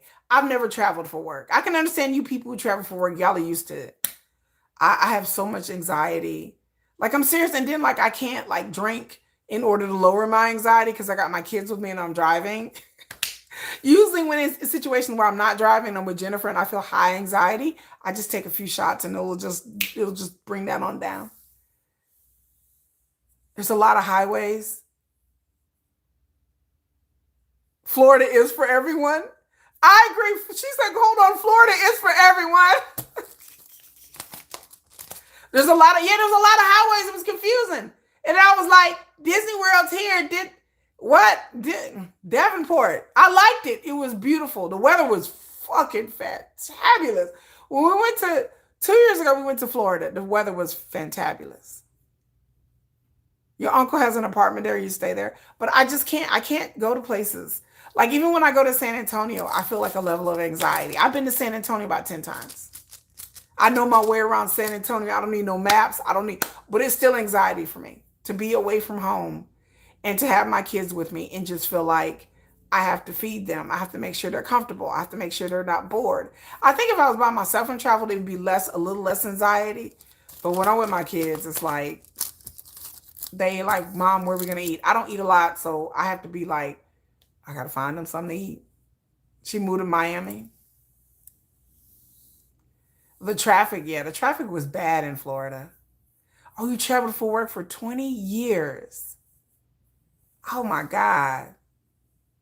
Here what they yeah, even though I use Google Maps, I still get turned around very easily. I don't have any natural sense of direction. It's exhausting. I go to Florida and spend a week on a yacht. That's more like my thing. I would want to go sit on a yacht somewhere. If you have natural hair, it's not that bad. Oh God. Wait a minute. It depends on what day, whether it's natural or not. Define natural. But I just, like I said, I think with Jennifer, because she doesn't have children, I think it's easier for her to maneuver and just kind of be like, well, I got lost. Oh, well, fuck it, you know. But for me, I get lost. I'm lost with my children. And so that provides me a sense of panic as a parent. And so, yeah, I hate getting lost. There is nothing I hate more than getting lost. There is nothing that will put me into a rage, a panic attack rage and getting lost. So yeah, I just, you know, I can't get lost. I don't like getting lost in Dallas. They can't be helped. They like, you know, I just I get lost. I don't like being lost. If I could just, like I said, my ideal for me is that when I go overseas, I have to have a tour guide. I have to have somebody driving. I have to have somebody navigating for me. That's the thing. So when I do go overseas, I got to have somebody that's going to pick me and my kids up from the airport, drop us off at the hotel, and then the next day we have an itinerary. We're going to see this spot. We're going to do this spot. They're going to pick me up at a certain time. Jennifer's like, she's like, what is this? She's like, how much you spending? 20 grand. She like, well, you're the only person that go on vacation and spend 20 grand. I do whatever I got to do to limit my anxiety. I was like, I don't want to have a mental breakdown while I'm in another country. I might get arrested. So it's better for me to just fork over 10 to 20 grand for me to go travel. It's just like, okay, kids, let's go travel. But somebody's going to pick us up at the airport, and someone's going to drop us off, and someone's going to translate. I need somebody to translate. I need you to translate because I don't feel like, I don't want to talk to people. I don't want to haggle with nobody. I don't like to go to countries where I got to haggle with people with prices either. I hate that. I don't want to haggle with nobody. Whatever the price is, that's what I'm going to pay. I don't care. I'm not going to sit up there and haggle with nobody. Like, you just give me the price. What is it? Okay. That's how I feel. Like, I hate that experience. So I'd rather have somebody that's local. You haggle with them. I don't haggle with nobody. I will pay it. I'm like, here, whatever. Well, you know, you could have got it cheaper. I don't feel like haggling with nobody. You know, I don't. It's exhausting. You get lost every day. See, you with me. You plan every second, every minute of my vacation. Me too. Oh no. I don't want to get lost and then I end up in some place I shouldn't be and then I end up getting murdered. So I don't like to be murdered. I'm not a haggler and I don't want to get murdered. That's my thing. I was like, I ain't getting lost and I don't want to get murdered. So there you go. That you think is a part of the experience, it will ruin. The moment I feel anxiety, it ruins my experience. Like it lingers for me. Like some people have anxiety and panic attack and then like within an hour they're over it. For me, it'll linger. It'll ruin my whole trip if it gets too bad. So I don't like being panicked. That's why I like everything planned. So everything can go as smoothly as it can. Because the moment things get a little dicey, I'm like Jennifer says, because I live a very easy, basic life. And it's true. My life is very like calm. So I don't like drama. My life is very calm. You know, it's very like, I don't have to deal with people. I don't have dramatic, toxic relationships in my life, whether friendships or other. I don't deal with family members that I don't feel like dealing with. I just cut them off. Like my life is very like drama free. And so anything that upsets I was like, there's a disturbance in the force. Things that upset me in real world, I'm just like, I can't. I just like, oh no. I just want somebody else to handle it. People like, how do you deal with problems? I'm like, I don't. I just throw money. I just like my car break down. I want somebody to pick up the car and just go fix it. Like I'll call them and be like, I don't want to drive it because I just even if I can make it there, I was like, can you guys come pick it up? I'll pay for the tow truck driver just because I'm busy and I don't want to deal with it. I just want somebody to pick up the car, tow it, fix it, and then bring it back. And I will pay for that because I don't will like how am I gonna get there? Do I gotta call Jennifer? I don't want to do all that. Can you pick it up? Can you? Yes, we can pick it up. Can you bring it back? Yeah, okay. Well, there's extra for that. Okay. I'll pay extra for that. Like I hit the easy button all day. I'm like anything that will make my life easier. That is what I've learned. That is what I like. I like calmness, calm. I like the easy button. If I can help it, just hit me. Give me. I'll be hitting the easy button all the time. That's why I be taking Jennifer. I let Jennifer deal with all the anxiety. Jennifer,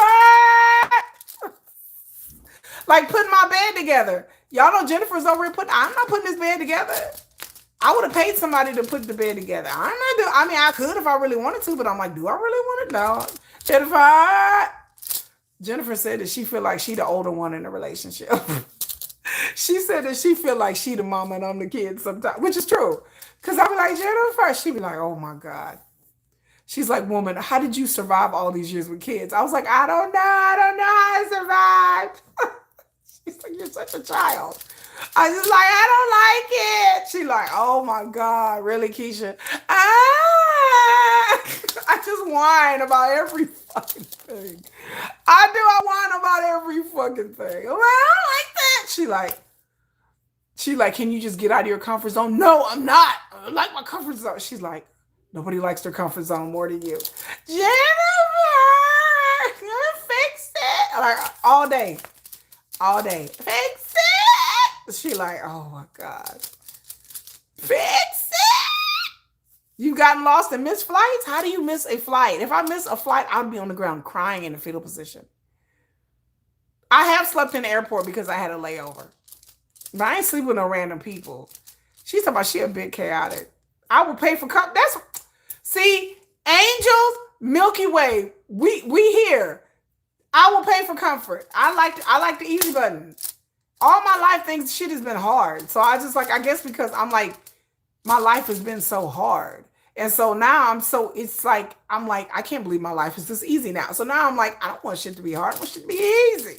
Jennifer, if she was here, she would tell you. She'd be like, yeah, this bitch. She'd be like, Jennifer.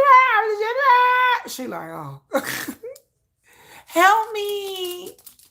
Being in a foreign country and not knowing how to get to the correct location, oh my God, I would have a meltdown. I would have a meltdown, girl. I don't know what I would do. I would just cry.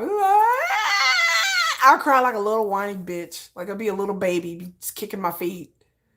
Well, but when I'm with my kids, I try to hold it together because, you know, it's my children. So I got to kind of like hold it together and try to be like, I'm the parent here. But inside, I'll be like, oh my God. You know, try not to panic in front of my kids. My kids have never really seen me like really panic. I hold it in. I'm like, it's going to be okay. You know, okay, kids, we're fine. Like I try to reassure them because I don't want them knowing that deep down inside I'm having a meltdown. So, but if I was by myself, I'll be on the ground crying and kicking and screaming. Probably end up going to jail. Y'all see me on TV.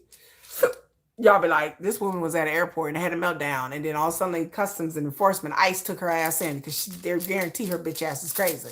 Because they would guarantee I'm certifiable.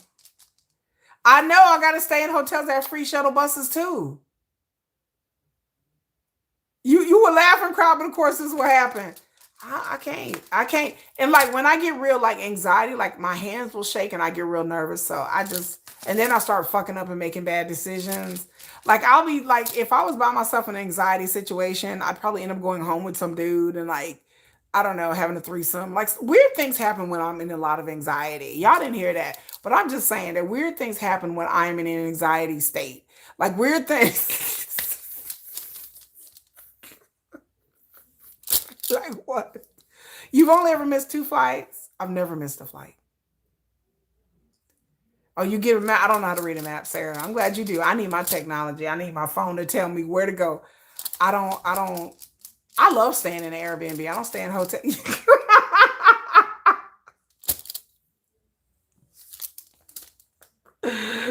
be like, what happened to you? I'll be like, look, okay, I got lost. And somehow I ended up in a hotel room face down with three men. Now I don't know how that like that's my whole life is like a sense of adventures. Oh, I gotta tell y'all something. We finna get off this topic and talk about BTS. But somebody follows me on TikTok. That's an idol. Like I found that out the other day. I got some questions that if you are on TikTok, stick around because I got some questions to ask you. But anyway, so we're gonna move on if we've gotten off topic. Oh my God, for private serenade, you may pay some. I'm not gonna lie on this topic. Let me just say, if I could have access to my idol, I would pay for certain things. Like I would pay for a video call. I would pay for a phone call. I would pay for certain things. Now, as to how much I would pay, I don't know. But I don't know if I'd pay thousands of dollars for a fucking Polaroid. I don't know about all that now. But to have a Polaroid of me in RM, like I would probably pay for that to meet him and take a Polaroid. I would pay for that, even if it's a low level. If it's not BTS, let's just say it's a low level group. Let's just say it's Long Shot or Quarters or something. I would pay for that. Like Long Shot, I would pay to have to like meet them and say hi and get a picture. I would. I woke up in the field. I don't know what happened. Girl, that's the story of my life. I've been in anxiety moments that I'm just like, I don't know what happened. You know. I mean, I would do this. Get off your hubby. RM, ladies and gentlemen. RM, ladies and gentlemen. RM, right here, right here, right here, right here. Go and get that. Y'all know I did say RM before Yoongi. Oh. Did I say RM before Yoongi? Oh.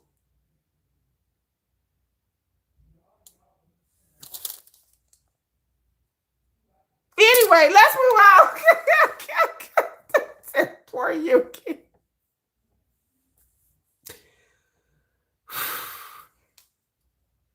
All right, anyway, so I didn't abandon my husband. Oh my God. That was a Freudian slip. I was meant to say Yoongi, not Namjoon, y'all. Yeah, we're gonna move on. We're gonna move on from that. Anyway, I'm gonna ask y'all some TikTok questions in a minute. So let's talk about BTS and BTS Festa. We wandered away from the topic as always. BTS and BTS Festa. So BTS Festa come. Y'all know I did a video about what was happening with Busan with the hotels and the price gouging and the ticket scalping. And then Busan did that stunt where they talking about the civil service workers are volunteer only. Surprise, surprise. So, full disclosure, I know someone who went to the first day in Busan, and for her, it was a nightmare. It was not a fun experience. She did not have a good time at all. She got there, the doors were supposed to open at 7. There are people literally getting there like around like 4 o'clock. She got there around 4 o'clock, okay? And there are people probably there early to line up. She knew something was wrong when, like, the moment she got there, I would have to say she knew something was wrong. Okay, the moment she got there, she told me, she said, Kiki, I felt something was wrong the moment. She said the whole vibe was off, period. The moment she got there. She just noticed that there were just too many people. To her, it didn't seem like there was not enough staff. We heard rumors about people being stranded before they even got to the venue because the trains was full, the buses was full, and that slowed down the service. And so there were reports coming in that people were arriving late at the arena, that people were arriving later than they thought. There were some people that were stranded. There were some people stranded even getting there because their bus, their train, or whatever didn't show up because there's just so many people. And so they couldn't accommodate all of the people, the mass press of people on the buses and the trains. So some people had to wait. They had to wait for the next train. They went to get on the train, it's full. They had to wait for the next one and the next one. Like there wasn't enough people. And so that was that. People got there, like I said, 3 or 4 o'clock, and they knew something was wrong when like 5 o'clock hit. And they were like, okay, shouldn't they be letting people in? 6 o'clock roll around. They're like, Okay, there's thousands of people lined up. 7 o'clock come, they like, baby. People were angry. It was hot outside. They did not have any water for people outside. Okay? It was hot. People couldn't figure out where the medic stations were at, and then they started letting people in late. People were pushing past the barricades. They have this face recognition fast track system. It's just at this arena in Korea. For people who live in Korea, they're supposed to be able to identify your face. So some people didn't bring their ID. The face recognition thing wasn't working correctly. That's what bottlenecked everybody. That's what slowed things down to a crawl. So because of the facial recognition thing. Then the merchandise. People were complaining that they went to go, that the line to pick up merch and the line to get merch usually is two separate areas and two separate lines. It was the same line. So there are people who previously bought merch, they were just there to pick it up. And the people that were there to buy, it was all the same line. Usually it's separate because the people who were just there to pick up, they just there. Once people tried to pick up their merch, then the people there act like they couldn't find their merchandise. So people were like, they were scrambling, trying. Then the free gifts. They were supposed to give free gifts out. Then eventually they ran out of free gifts. Do y'all know what happened with the free gifts? Why did they run out of free gifts? So I don't know what happened there. Some people just went through the barricade without checking their ID or their tickets. Some people just was tired of it. And they pushed past the barricade. We were so lucky that this wasn't a stampede issue because it's not BTS fault. Yeah. Yeah. Yeah. This was all on the arena. This was all on the city. This is not on BTS, not on Big Hit, nothing.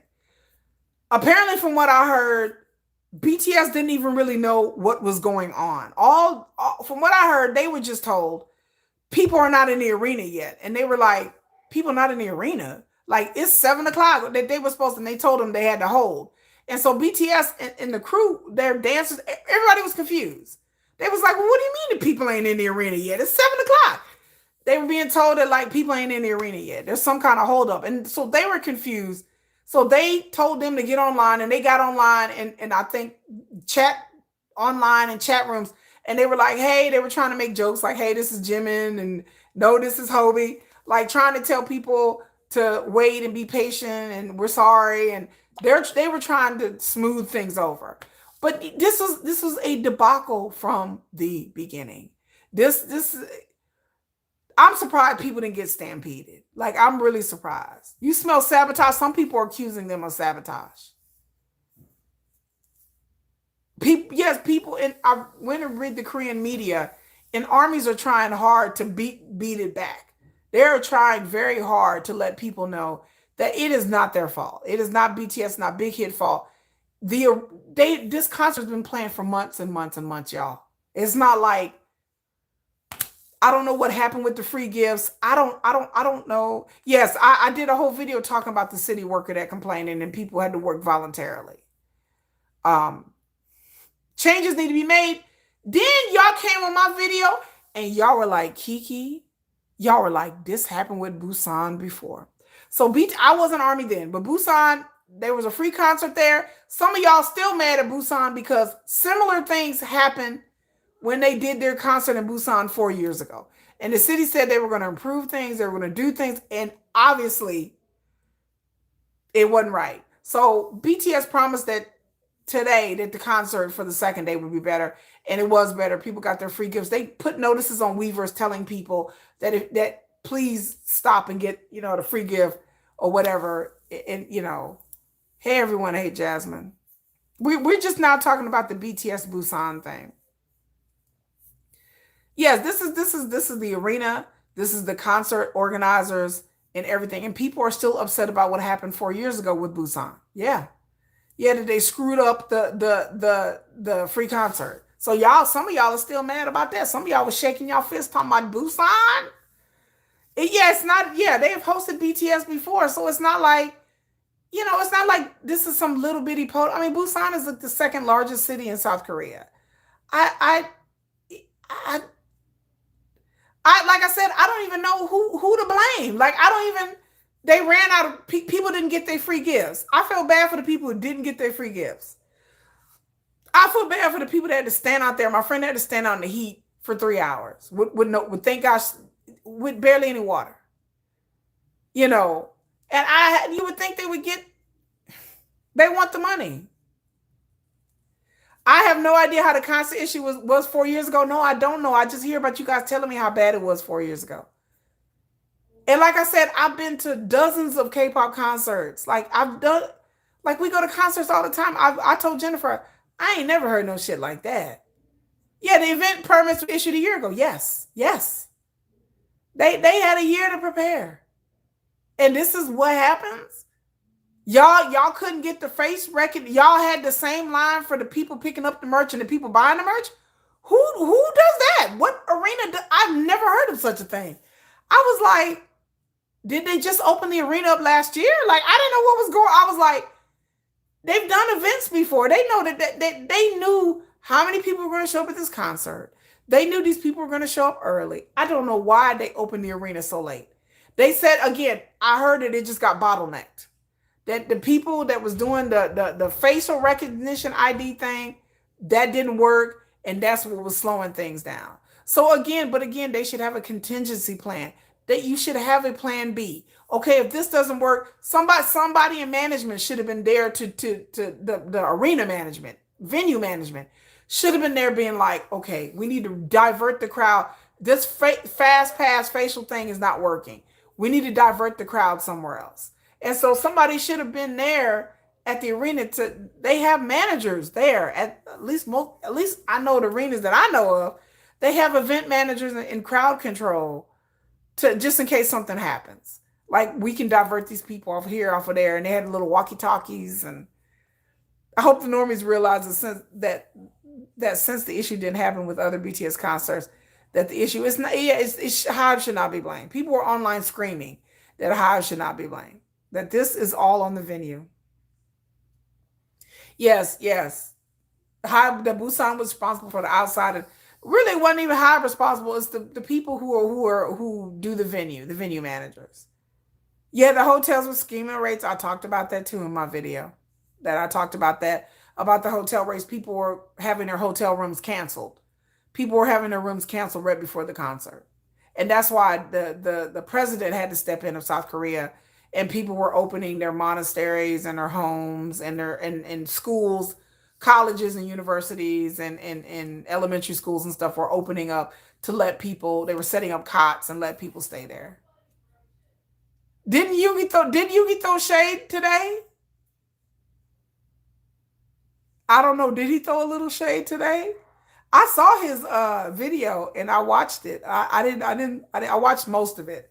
Did he throw a little shade? But again, I was watching it on Weverse, so the translation is horrible.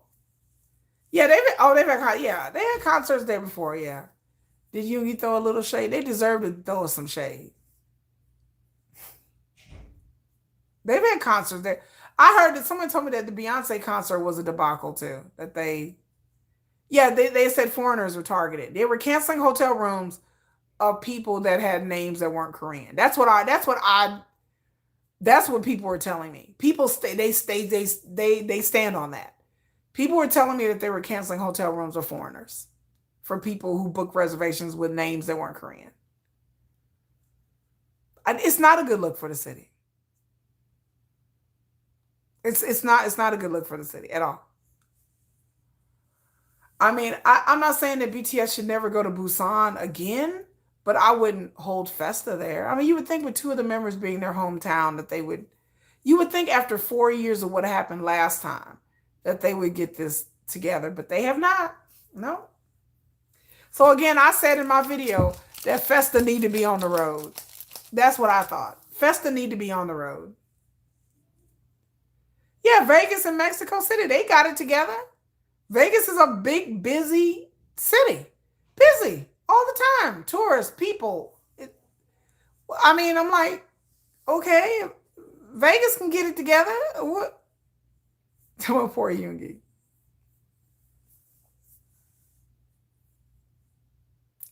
I see that Jimin and JK is this one of the biggest events, period, in South Korea? You know, They had events all over the city. They had pop-ups, they had festivals, they had many events, they had all kinds of things all over the city. All over the city, y'all. Beyond Festa. I mean, beyond the concert. There was events popping up all over the city that were sponsored by the city. Some of them were sponsored by armies. They had things at cafes. They had things all over the city for people to attend and to go to that were sponsored by different businesses. Aren't there groups of armies that were setting things up? So they had a lot of things for people to partake in and people to do this week. And so this was a citywide kind of thing. And then I just I'm perplexed by how all of this went down. And again, once the days go on, we'll know more about it. So I will come and do a video if we get more information. But more information is going to come out because somebody or somebody's dropped the ball here all the way around. From the crowd control, from letting them in late, from the merchandise booths and how that was running, from the free gifts that ran out.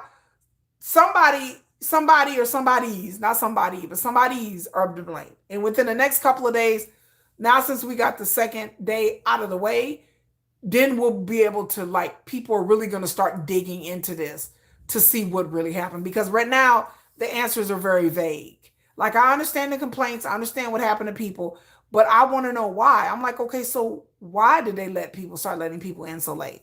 They should have started letting people in like around 5 o'clock. And then they would have been able to handle the crowd better.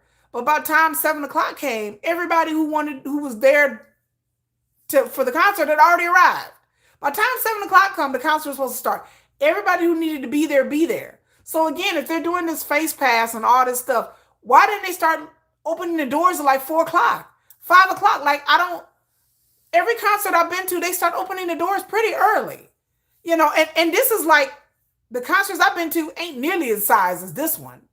So I've been to medium venues, small venues, but not venues that large. But not like, stadiums and arena, but, 10,000 I've been to American Airlines Center, which is like, that's the biggest venue we've been to so far.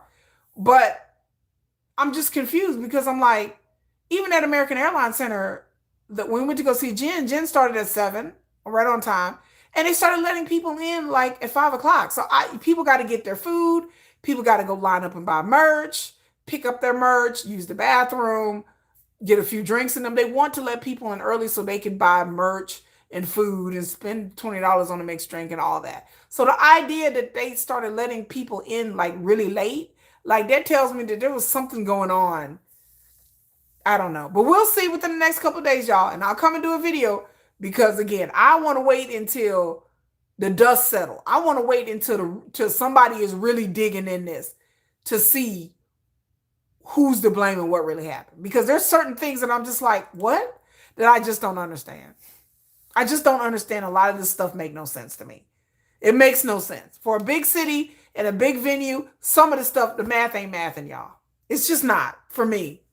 I was like, this ain't adding up. So again, I think Festa should be bidded, have the cities bidded, either just in South Korea, if they want to stay in South Korea, or all over the world, and have them do an open bid.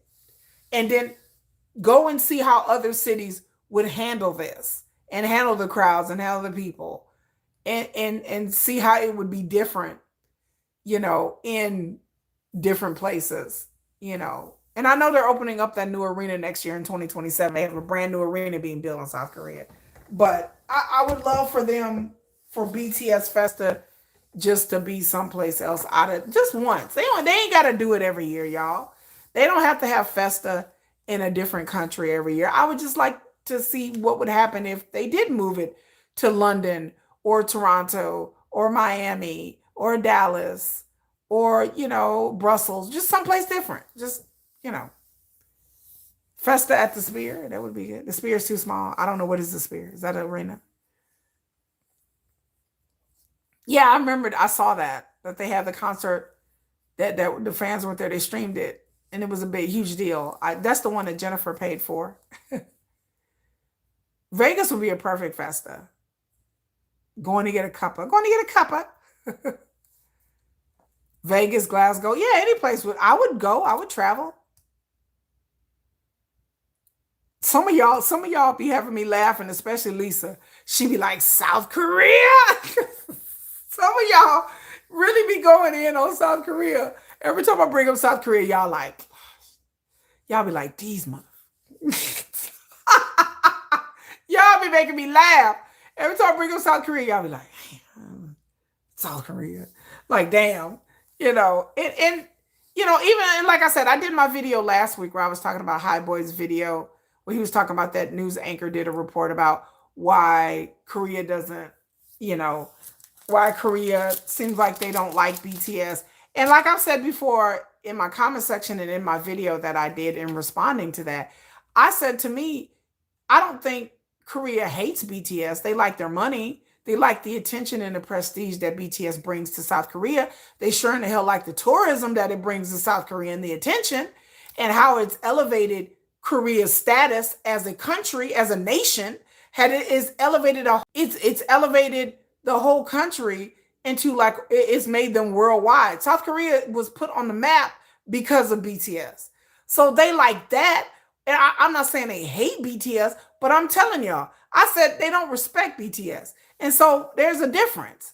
Like I'm not saying that Korea is hateful towards BTS. I mean, yeah, there's gonna be antis and haters, but I just feel like there's a level of disrespect there that I to this day I don't understand. I still have a hard time. Again, I've only been Army 2 years. I'm coming up on my 2-year anniversary, August the 6th. Okay. This is my second Festa. It is the level of disrespect that to me, it's like you ain't gotta like BTS, you ain't gotta like the members, you ain't gotta like Hybe, you ain't gotta like Big Hit, you ain't gotta like the music they produce. You don't have to like looking at them. But my point is, at least you may not like me, but motherfucker, you gonna respect me. You know what I'm saying? Like you should at least be respectful enough to be like, okay, I may not like BTS, but I respect the fact that the contributions that they've done to Korea and Korean culture. I respect that. But it's not even that. It's a level of disrespect that I feel like y'all some disrespectful motherfuckers. Like that's how I feel. Some of y'all is line steppers. Some of y'all like, okay, y'all like Korea. I'm like, okay. Sometimes it's over the line for me. Sometimes I'm just like, sometimes I just feel like they perpetual line steppers to me. You're line steppers. I'm like, yeah, some people call it crabs in a barrel mentality. I will never understand that. Just the disrespect. I'm like, you ain't gotta like them or K-pop. But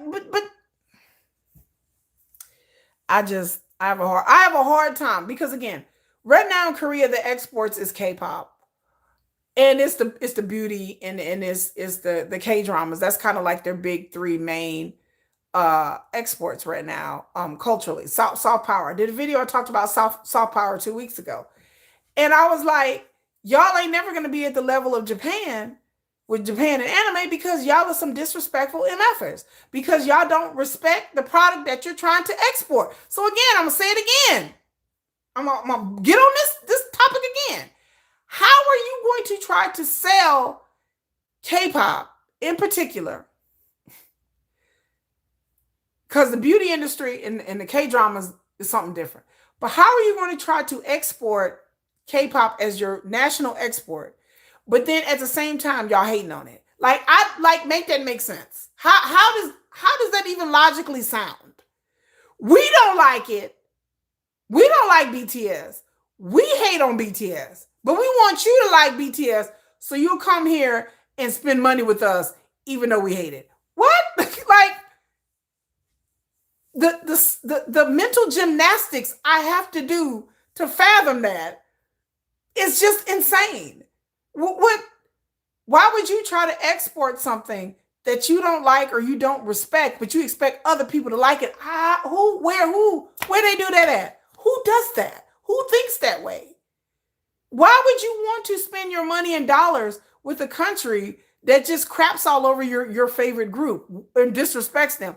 Why would you want to spend thousands of dollars for you to go there and people are just kind of like BTS and whatever?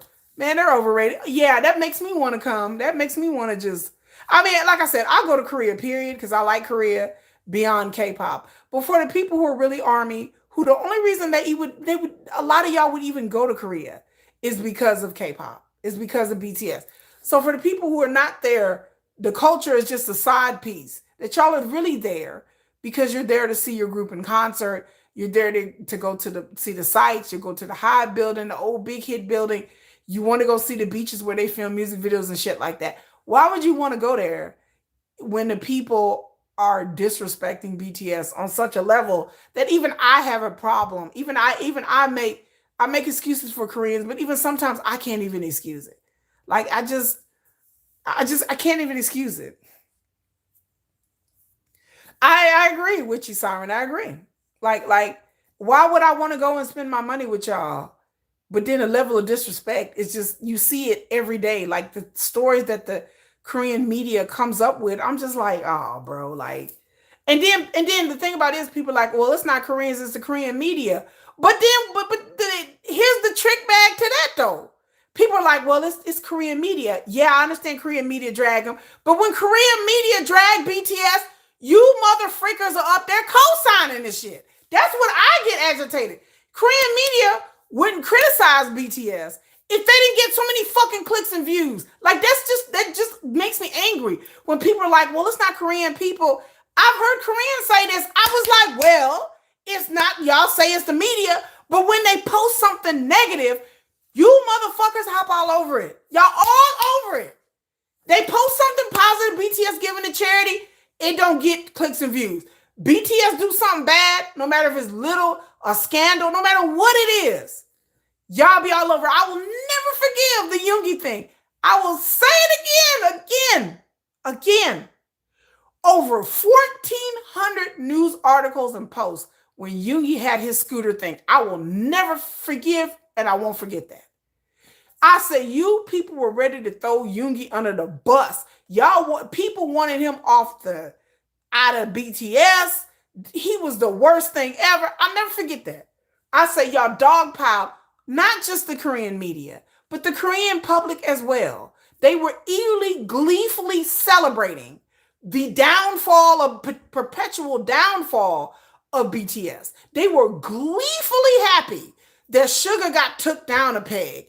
These people would be in all over the web who didn't know nothing about BTS, but they took every moment to sit up there and drag BTS and drag Sugar as if they knew Sugar, if they knew Yoongi. And I'm like, you don't even know this man. They were gleefully happy to bring. They are eagerly waiting for BTS to fuck up big so they could just drag their asses to the depth of hell. So my thing about it is, yes, it's the Korean media, but the Korean media wouldn't post this shit if it didn't get clicks and views and clicks and views. That's my problem with that narrative. Well, it's not Koreans. No, because y'all eat it up. But y'all eat it up though. They gleefully waiting around for BTS to stumble.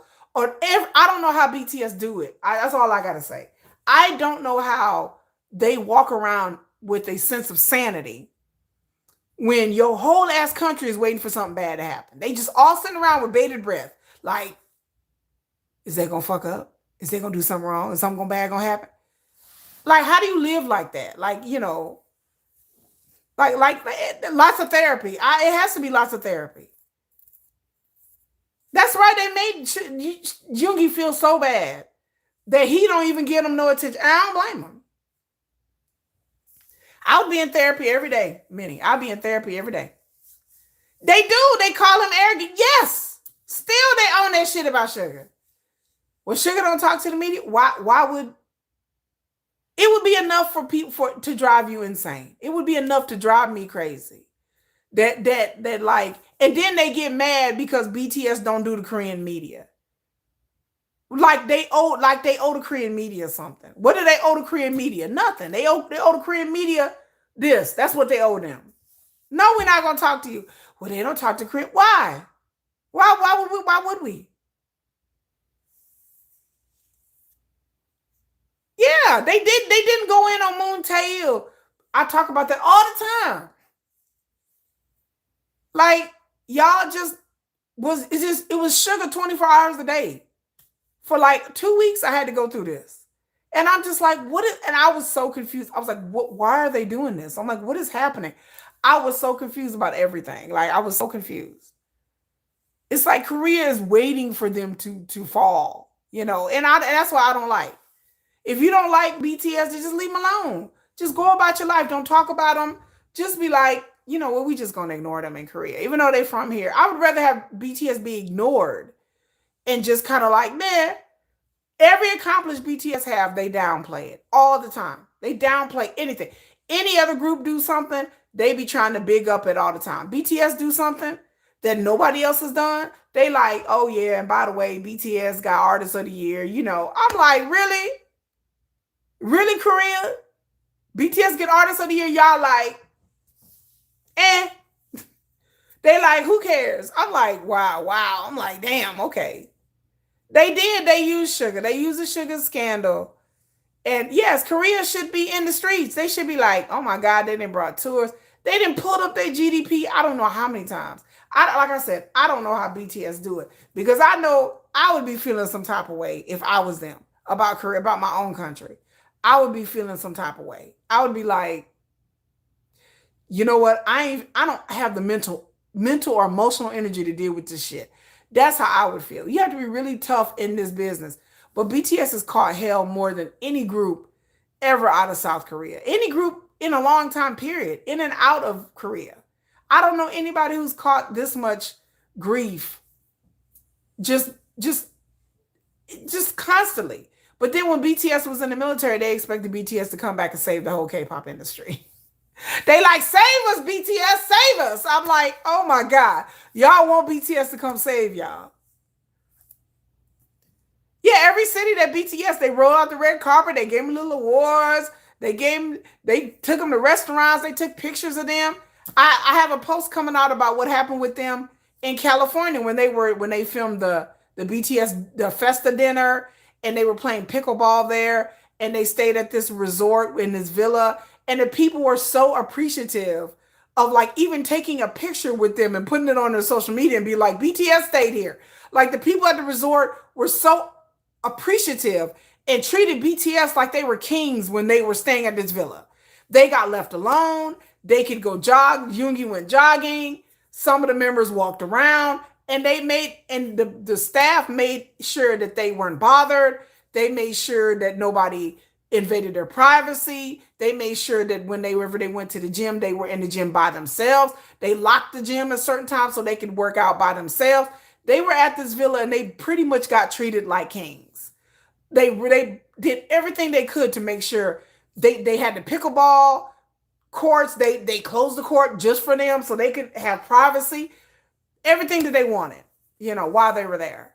And just to read, when I read the story online about like, you know, the people were so appreciative and they were online posting pictures of them and they asked them, you know, can we please get a picture? And they said, okay. And they took a picture of the owners, you know, or the management with certain BTS members. They were just so like amazed that they got treated like royalty. Like they did everything to make sure that they were comfortable when they went to, and that's where they took the family photos. You know, it was at the same place. And so they were just, you know, amazed at like how they were treated, you know, and they brought out the best wines for them and all the best food for them and, you know, and made sure that they were very, very comfortable, you know. And so that's how it should be, you know. I could see the RM in particular moving to another country. The things that RM have said, and I know RM loves Korean, he's very much Korean. But I can see with RM knowing English that RM can be any one of the BTS members can live wherever they want to live. It doesn't matter whether they speak whatever language or whatever country they go to or not. I can see Kim Tae-young and I could see RM, those two in particular, leaving the country. I really could see them leaving. And I could see Jungkook leaving the country for safety reasons. Yeah, I ain't not gonna lie. I'm not gonna lie, on God though, for real, y'all. From what I hear, let me tell y'all a little gossip. Gather around, kids. Gather around. Let me dish a little gossip. Gather around. So, you know, JK got up there and did that little stunt where he was meeting fans or whatever, blah, blah, blah. Okay, from the word on the curve is that JK, like, okay, how can I put this? Boy, boy, boy. Okay, the word on the curve is ever since JK, ever since they rumored being back in Korea and doing this Busan thing, that JK, he didn't call, they talking about JK, they talking about Big Kid and JK, then called investigators. I'm not trying to laugh, y'all. It's not funny. But I hear that JK didn't call investigators. He didn't call detectives. Because apparently, from what I heard, was that people been fucking with JK. So people been like setting things outside of his gate, and then people been like, like walking by where he lives a lot. People been setting like trinkets and things outside of his gate. There's evidence that people have taken like a high-powered telescope and like parked across the street and trying to peek in his windows and shit like that. So I hear that JK is like going through it, y'all. I hear JK still got people like, who's that creeping in my window? Blah, nobody now. That JK got people, baby. They got people like out there with high-powered telescopes and binoculars. You just imagine you walk outside, you walk by your window and you looking and you just see fucking binoculars. like these people up here bird watching. They up here like this. Is that him? Girl, is that him? Girl, where he at? Girl, wait, zoom in, okay. You had like this little thing, you scroll, you're like, vroom, vroom, vroom.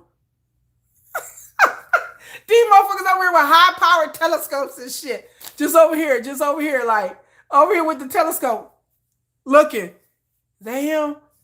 Looking at the telescope. I think that's him. Yep, there. Like they stargazing.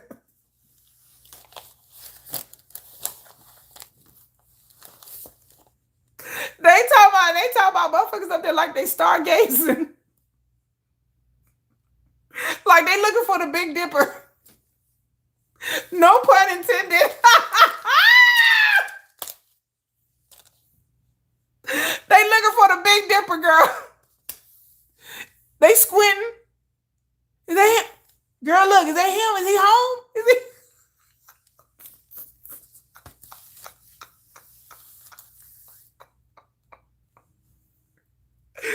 Oh my God. I said these people over here like they stargazing for real. Like like they bird watching, like it's a spectator sport. Oh my God. Tell me, is he in the shower? What is that? He's in the shower. In the shower? Oh shit, I think he in the shower.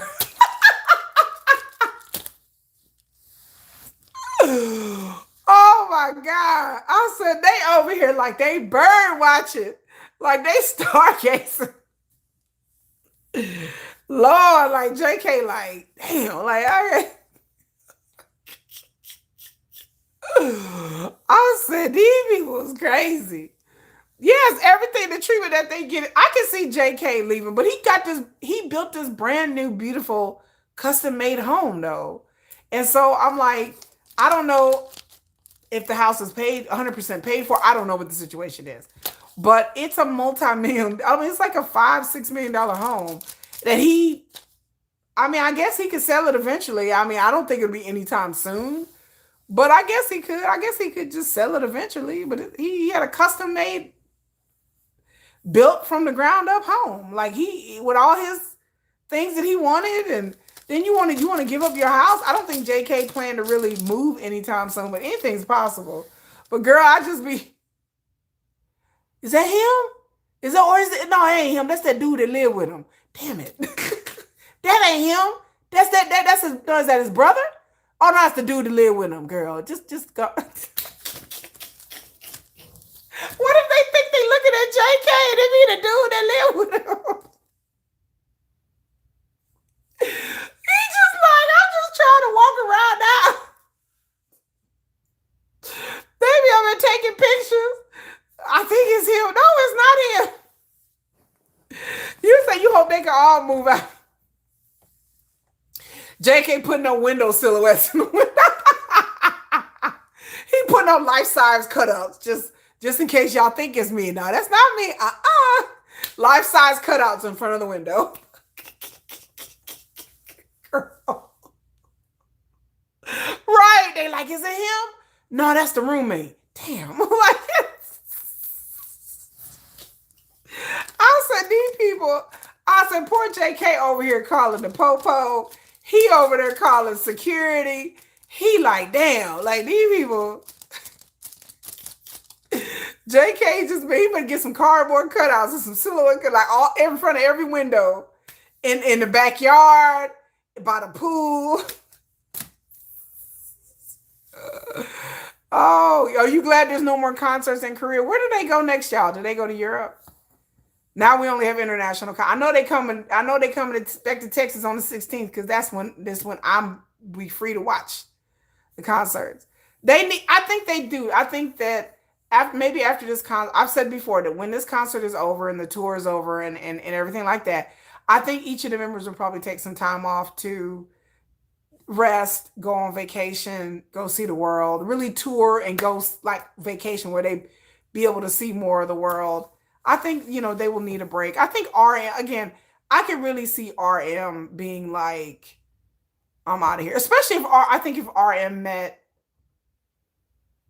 if he met a girl, like he met somebody that wasn't Korean, I think RM would definitely leave. I think he would be like, I'm out of here. Like he would go back and forth maybe for a while, but I think it would be eventually like he would probably like, okay, I'm gonna relocate to whatever country his girlfriend or fiance or whatever. But I don't again I don't see that anytime soon. I think RM is a bit more traditional than I think people really know. But I always felt like RM will definitely marry a Korean girl. Now I don't know about V. Now I don't know about Kim Tae Young V. Kim Tae Young V is my wild card. I can see Kim Tae Young living anywhere, maybe multiple homes in multiple places, like a home in Hawaii, a home on the French Riviera, a home in Korea. I can see Kim Tae Young living in multiple places. I think that's just his vibe and his personality is just like a free spirit to me. Same thing with JK. I think JK would have a house like in New York or California. Same thing about J Hope. I could see J Hope living in Cali and having a house. I can see J Hope because he has spoken very fondly of California. I think J Hope is like my California guy. I think he's very California. I think he likes California a lot. Doing FIFA in July. I know. Tay loves Paris. Tay loves Hawaii. Yeah, yeah. I can see him having a home in Hawaii.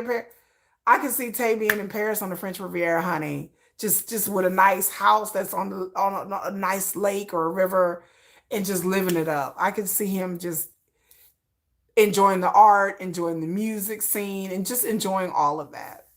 Kim Tae Young is very like he's beautiful and dreamy, and I can see why y'all like him. People who are, I can see that, but that's just that stirs my romantic side, but it don't stir my other side. And then there's a romantic Kiki, and then there's the other side of me, and the other side of me always wins. The romantic side of me would be like, too romantic for me.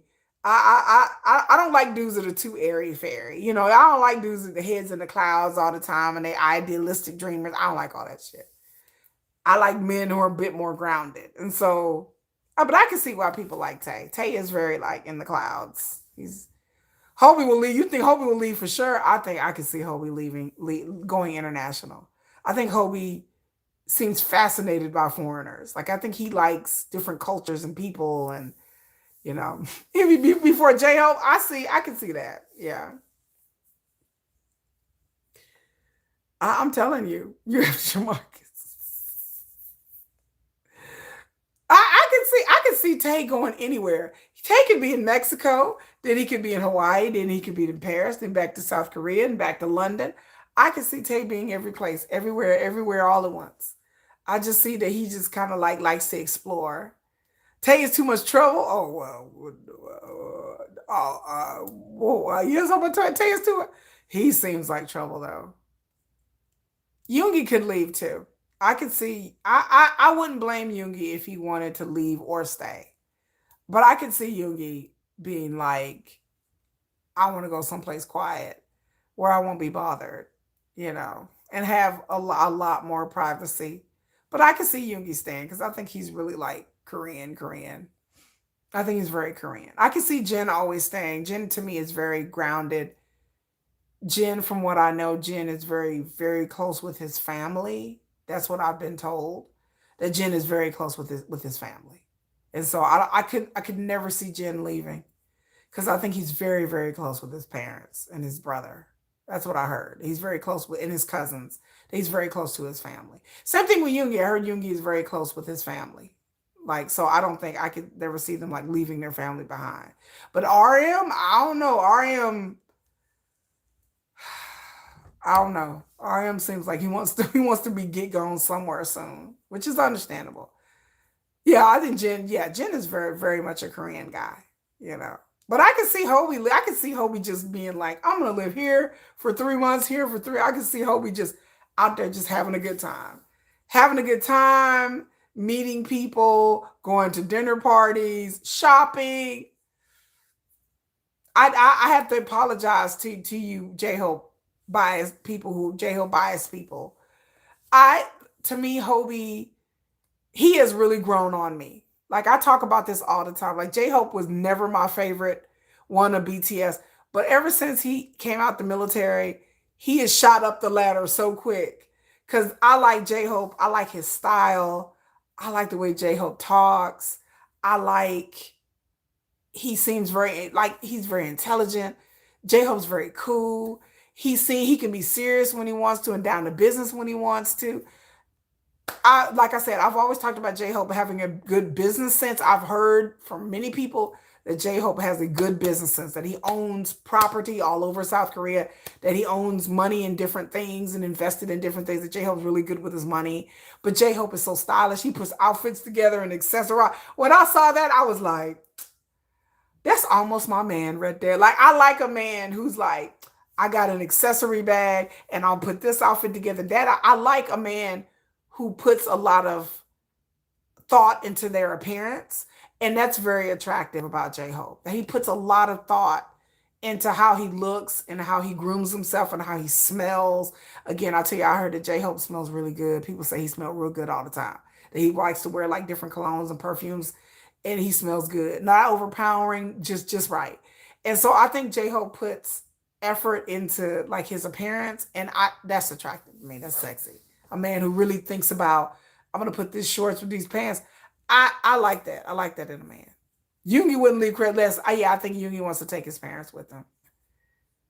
Oh yeah, I can see Hobie just following around the fashion events. Yes, Monaco, Italy, everywhere. Yeah, J-Hope got it together. I'm surprised. So I'll be honest with you. Out of all the members of BTS, I'm surprised that J-Hope ain't married. I'm surprised somebody ain't scooped that up because to me, J-Hope, out of all the members of BTS, to me, he's like the total package to me. Like when it comes to like in a relationship, J-Hope to me seems mature yet fun, good dresser. J-Hope can dance. He has a good business self. J-Hope seems like he has a good sense of self. Out of everybody, I think J-Hope would be the one I could see like any woman would try to scoop him up. Like to me, he looks like he would make someone a good partner. You know, like to love on and like he would be a good um, partner. But I could be wrong. But I always get this sense of J Hope. I was like, somebody need to come scoop this man up. I was like, that to me, J Hope is a really to me J Hope and Jen are really good catches. Like I think any woman would be good to have Hobie or Jen because I always hear nothing but good things about them and their personalities. So I think out of those two, I don't know, Jen, I don't know. We might be surprised that Jen may already got a lady, somewhere. They always people be talking about that. Yeah, when Hobie got his first mail, how he didn't get no mail. Oh my God. Oh Lord. That was so sad. Yeah, I think Hobie is so confident in who he is as a person. It comes across in his body language. It comes across like I said, I watch a lot of videos and I turn the sound down.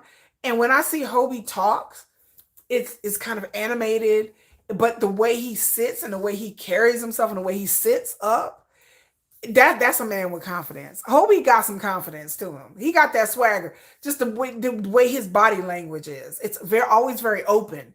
Usually men who have an open body language or people who have an open body language, that is confidence, like us scared introverts like me. Like I always sit with my arms folded, my hands in my lap, or I'm always fiddling with my fingers. That's a sign of introversion. When I see Hobie sit, his arms are already, he man spreads. And I was like, that's a confident, that man's confidence. Like I don't get this. Like whenever I watch RM's videos and I watch his Weverses and I turn the sound down, I always get a sense of skittishness from RM. It kind of makes me nervous because I'm a type of person, like, I guess what I would call like an empath. Like I can see somebody across the room be upset and it kind of like, I can't look at them for too long because it'll start affecting my moods. And I can watch people on TV and their nervous energy and it makes me nervous. To me, as much, and we're going to talk about the Weverses. I didn't see the JK and the Jimin one. Sometimes when I watch JK's Weverses, I can't watch all of them because there is a sense, there's something about JK that I've told y'all a long time ago that gives me like this, like not all the time, that kind of gives me this sense of anxiety. Like I get kind of anxiety watching him sometimes. Sometimes no. Jim and I always get this easygoing, charming feeling. Taehyung, most of the time it's laid back, but then sometimes Taehyung, I'm like, there's something there that I'm just like, am I seeing this? There's something edgy about Taehyung that I can't put my finger on. I can never put my finger on Taehyung. I can't figure him out. It took me forever to even understand the appeal of Taehyung. When I watch Yoongi makes me nervous. He makes me very like hesitant because I recognize his mannerisms, a lot of my mannerisms. The fidgetness with the fingers and the chewing on the fingers, I do that a lot. So when I watch Yoongi, I get kind of like, so watching Yoongi's Weverse today as I watched it, I kind of like got this sense of like nervousness. Like I'm like, is Yoongi nervous? Did y'all think Yoongi was nervous doing that? Did y'all watch Yoongi? Tay has some intent. Girl, I'm glad you see it. There is an intensity to Taehyung. He get this look sometimes on his face that I'm like, I don't know. Like I just be like, I don't know. Like even Jennifer, we both noticed it. I said, don't you Taehyung look, I said, what? Because I'll go back and be like, what does that look mean? Because sometimes he look and I'm just like, I said, oh, I would hate to get an argument with Taehyung. He seemed like he would be a hard person to argue with. He would seem like the type of person that'd be relentless and wouldn't back down and would just keep going and keep going. I just, oh no. Like Taehyung gets some look sometimes and I'm just like, that's intense. Like I just like, ooh. I cannot imagine Taehyung being really angry. Like it would seem scary to me. JK, like I said, JK, there's a skittishness about him sometimes. And then there's something that he said when they were doing the dinner. Like I have a whole video talking about the Festa dinner where I watch it live. It'll come out on Tuesday. But I did a whole video where I watched them live. And then JK was saying that as he matured, he's a bit more self-conscious now than he was when he was younger. That when he was younger, he was much more like easy and free. And now he second guesses and thinks everything. And I said, that checks because the JK now, if you go back and watch his old interviews and how he acted before, he was much more carefree when he was younger. When he was younger, he was much more like, just letting it, you can see like there wasn't a lot of tension to him. Now when I watch JK sometimes, I'm like, what is this? Like there's just a kind of a hesitancy to him. Like his wheels, like he's second guessing what he's going to say or do. And that's understandable because of all the scrutiny he has had, You think so? Angels Milky Way, I'm coming to Florida, girl. Me and you gonna hang out. I agree.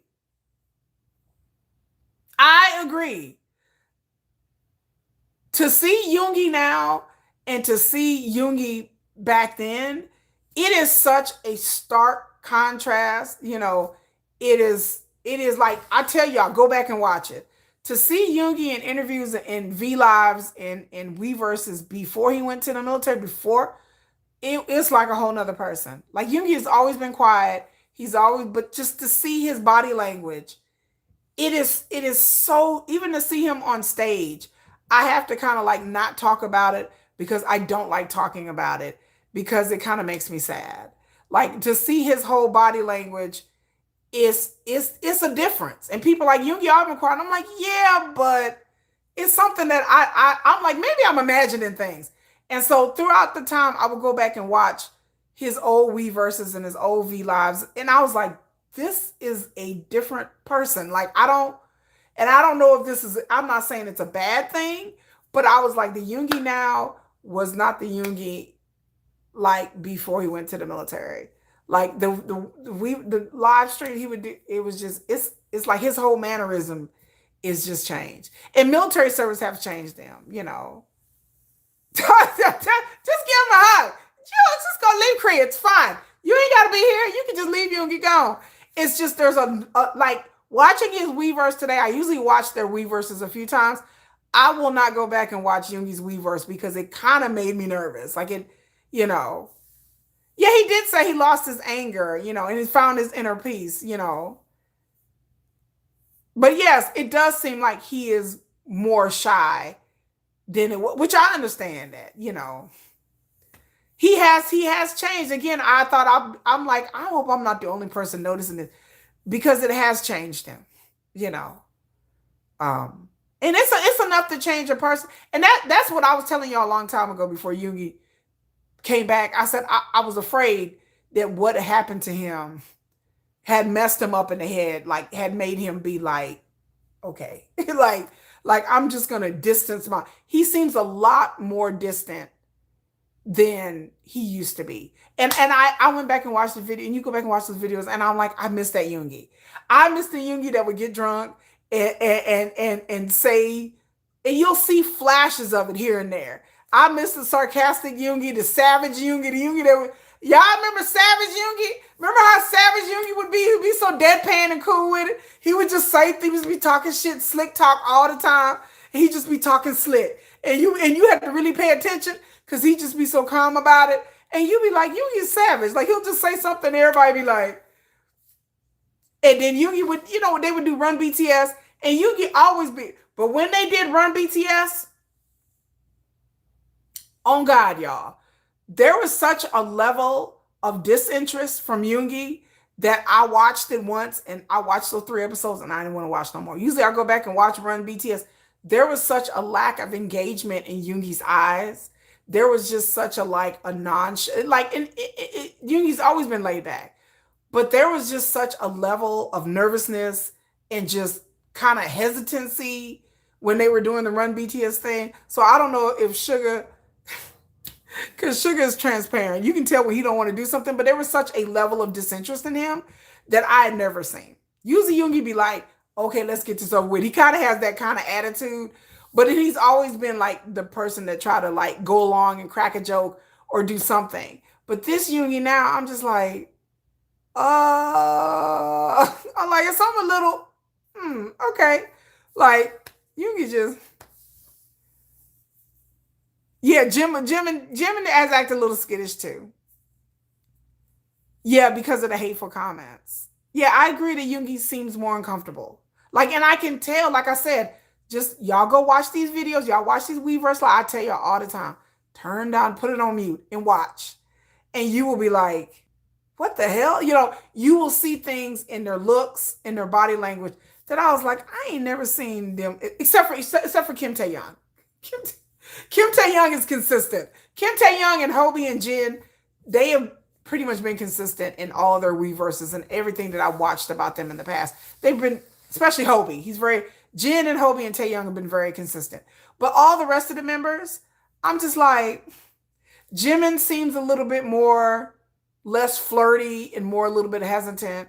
JK, at times, JK is his cute, charming self. But then sometimes you can see the look of worry in his eyes. And then Sugar, of course, my bias, who I've watched hours and hours and hours of my biases, interviews and live streams. I noticed it the moment he came back and did a live stream. And I thought, well, maybe he did one live stream with his cat and maybe he was nervous because it was his first live stream. But watching the one today, I was like, nah, this is something different. And watching him in concert in the I was like, no, this is something different. I said, Yoongi is definitely much more hesitant, and maybe I don't want to think his confidence level is down, but not since y'all brought it up. I think you guys are right. I think you guys are right, though. I didn't want to say it, but I was thinking, well, maybe he's just a little bit more reserved. But now I'm just like, maybe it is a confidence thing that he's kind of like, I don't know. I don't know. I don't know. You know, I don't know. He does. He just seems a bit more uncomfortable. Yeah. Go watch JK's snack interview. There's something. Yeah, I saw the snack interview, the one he did in Japan, Katina. Yeah. I noticed that too. I watching the snack interview and I'm like, am I saying what I think I'm saying? I posted it here on my YouTube channel in my post. But yeah, if you go back, like I watched half of it because I had to go somewhere, but I was sitting there going, okay, JK, what? Like what is happening? Like what? Like there was just like this, like you can see his wheels turning. I was like, oh my God. What's happening with the Bang PD case? I have no idea. There's been no updates yet. I have not seen any more interview. I have not seen anything. We were talking about that last weekend. I have not seen anything regarding the Bang PD case. The last thing we knew, they were trying to file charges, to have whatever arrest warrants, and it didn't go through. So he wanted to say something and didn't. Yeah, I saw that in the Japanese. I thought I was just imagining things. A lot of times I see things and I'm like, am I imagining things? I don't know what's happening with the Bang PD about the IPO scandal. Nothing. There's been no news ever since they tried to do those arrest warrants and they didn't go through. You thought he was arrested? No, they tried to do the arrest warrants and they didn't go through. They tried twice and they couldn't.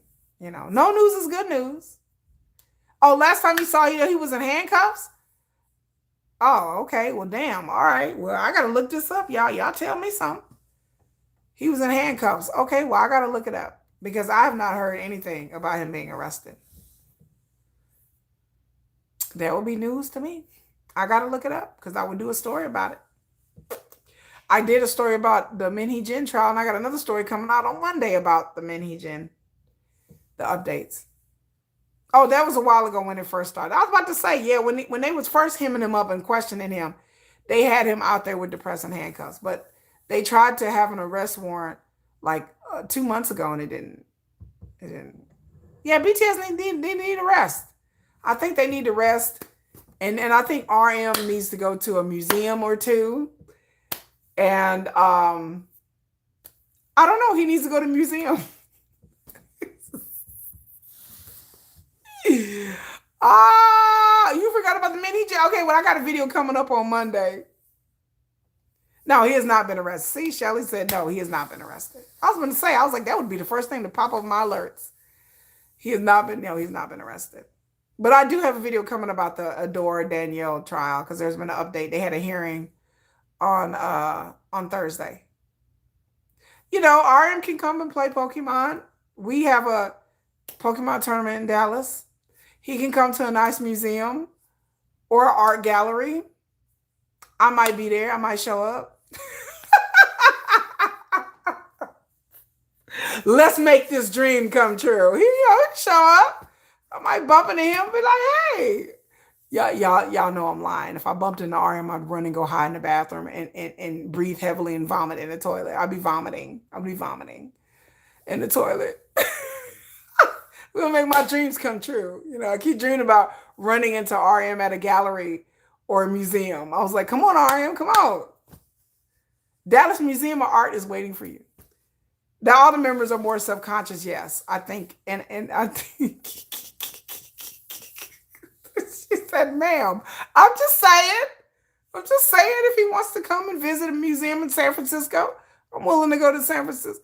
It's whatever. Just, I don't like the fact that they can't be themselves without being scrutinized either. That not like it used to be. Again, there is such a change in BTS as individuals and as a group since the more popular they have become. That back in the day, you could see them being much more themselves and much more freer. And those are the videos I like to watch when they were first starting and they were trying really, really hard. And you can tell they were trying really, really hard. Then right around 2018, 2017, they really started to get into their stride of being more candid and being more of themselves. And that's the period that I like to go back and watch videos because they were much more candid and much more saying things that you really got to watch and you be like, wait, what did he just say? And you're like, oh my God. Things that I've noticed that they kind of slide in there real quick. And I'm like, all right. Yeah, they are in their 30s, most of them. You gonna need them to pop out with a wife, baby mama? I don't know if that'll happen. Most idols that I know of, they don't get married until they're like in their 40s. My fantasy doesn't involve barfing on his shoes. You know, my fantasy doesn't, but that's the reality of my life. I would throw up on his shoes. Yeah, they're in their 30. It probably I can't see any member of BTS coming out in a relationship probably until they're in their 40s and they're done with being, in the spotlight somewhat. Or never. I mean, G Dragon is like 40. TOP is like almost 40. And the only one that got married out of Big Bang is what? Tae Yang. He's the only one. He's been married for a while with a kid. You know. Okay, good night, Denise. Have a lovely week, honey. Go to sleep, girl. Yeah, after Dynamite and Butter during during the pandemic changed them.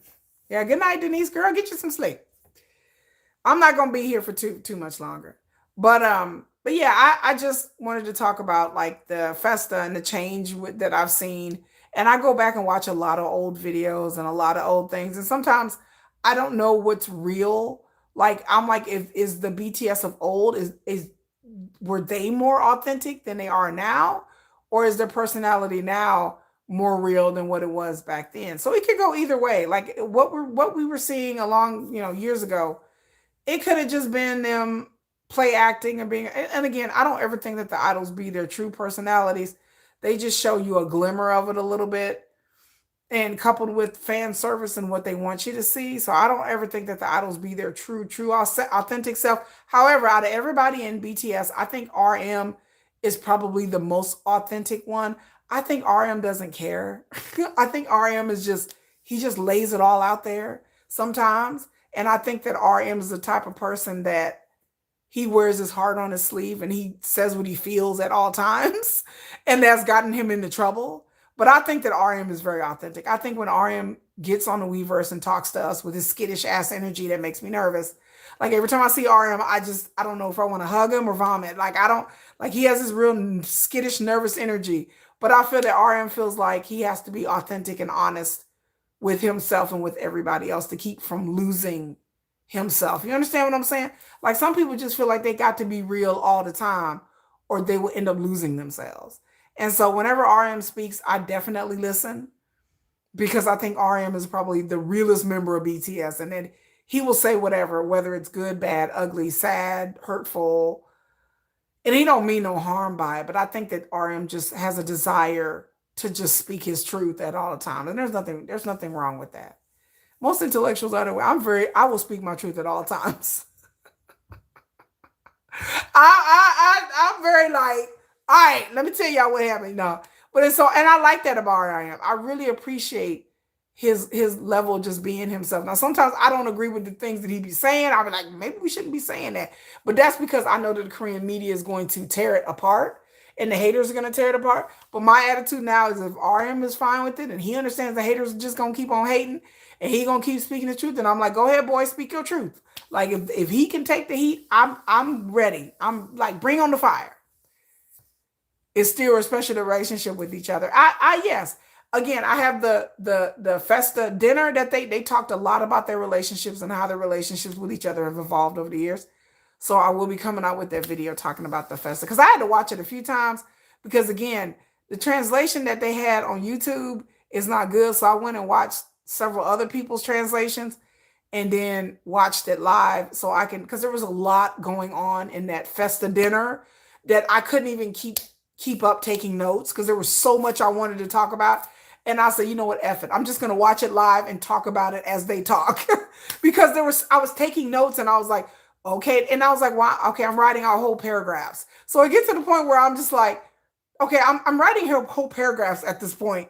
I'm just gonna watch it and comment as they comment because there's no point in me sitting here taking paragraphs worth of notes because they were saying a lot of things that were very interesting. Very interesting. The YouTube translation was just garbage. It was weird. Yeah, they have been conditioned with yes, and with the Korean mentality. Yes, they have very much. Like I said, I've said it before in my videos that I see with this album and their interviews, I really get to see like how Korean BTS really are. Like that kind of startled me and shook me in a way. But when I hear RM talking about the album and the documentary, which once again, the documentary was trash. Anyway, so let's just move on because that documentary was trash. I don't care. I like the Netflix documentary. Nothing against the director, but that documentary was trash. But every moment I will trash that documentary. But after watching the documentary and hearing his thoughts, RM thoughts about the album and things like that, it really gives me a sense that they are very, very Korean. Like there's a lot of Koreanness in BTS. That their thought process, their mentality is very much Korean. Some of them more than others. I think Hobie's a little out there. I always say Hobie's just a little. He's a little, been hanging out in Compton. Like he's a little like Hobie's a little like I didn't hang around a bunch of Westerners, so I'm cool. But I think the rest of them on different levels are in maybe a little bit less because he deals with English. I just see like how Korean they really are and the things that they say and how they act and how they think. I was like, that's very Korean. That's not European. It's not American. It's not Westernized. Very Korean. It's very, very Korean. I was like, they are very, very Korean, most of them. Yes. So I was kind of shocked.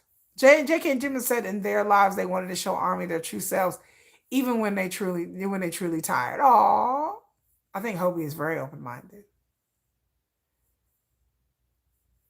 I is very open minded. But yeah, I have that video coming up where I just watched the whole Festa dinner and I was like, we're just gonna discuss it as we go along because there was a lot of things they were saying. That they dropping gems in that video. If you guys have not seen the Festa dinner, they were dropping gems. They were really talking about some real ish in that dinner. Even though it was only like 20, 22, 23 minutes, they still were talking about a lot. You truly love JK and Jimin. I have not watched the JK and Jimin Weavers. I'm trying to wait for a better translation. I'll probably watch Hot Boy's video. I hate those translations. They always do it on. That's true. I have not seen all of the Festa dinners. I think I've only seen like 3. He's very quirky. Is Jimin very quirky? Are we talking about Jimin or JK? Or are we talking about RM? Oh yeah, I don't think I can't see a thing where they would be fluent in English just because they're not immersed in the English language. They're not immersed in it. I think in order to learn English, you have to be around English speakers all the time. Same thing about Korean. In order to learn Korean, because I tried to learn, child, I've been trying to learn Korean for 4 years now, and it's hard unless you're immersed in Korean. Like if I lived in Korea, it would be like I think if they lived here in a English speaking country or England or something, they would pick up the language a lot quicker. But to be immersed in your own language all the time and not like have um, other people that you can talk to, in English all the time, learning language is about consistency. And I think with them being on tour and them being so busy, that it's just hard for them to be consistent at it and study at it and concentrate on it when they're so busy all the time. And language is immersive.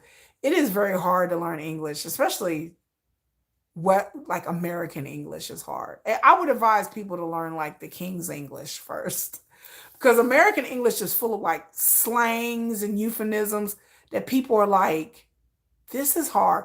They say English is one of the hardest languages to learn, and especially American, because we just got a lot of words that mean similar things. We got words that are spelled the same, that are pronounced differently. Our language is a hodgepodge of like French and Welsh and Latin and Spanish, and it's just a hot Native American. It's just a hodgepodge of just insanity. I feel bad for people trying to learn English from Americans. Don't learn it from Americans, y'all. We just are, we just got too many dialects in different regions. People say different things in different cultures. Like English is a hot mess ass language anyway. RM's fluent though. Yeah, RM, and then like the younger you are, the easier it is. So RM started learning English when he was young, when he was like what, 12, 13, 12, 10, 11, 12, like around that age. And he went to like what, New Zealand with some relatives for a while, and he learned, he watched, he was young. So you have nothing but time on your hands when you're young.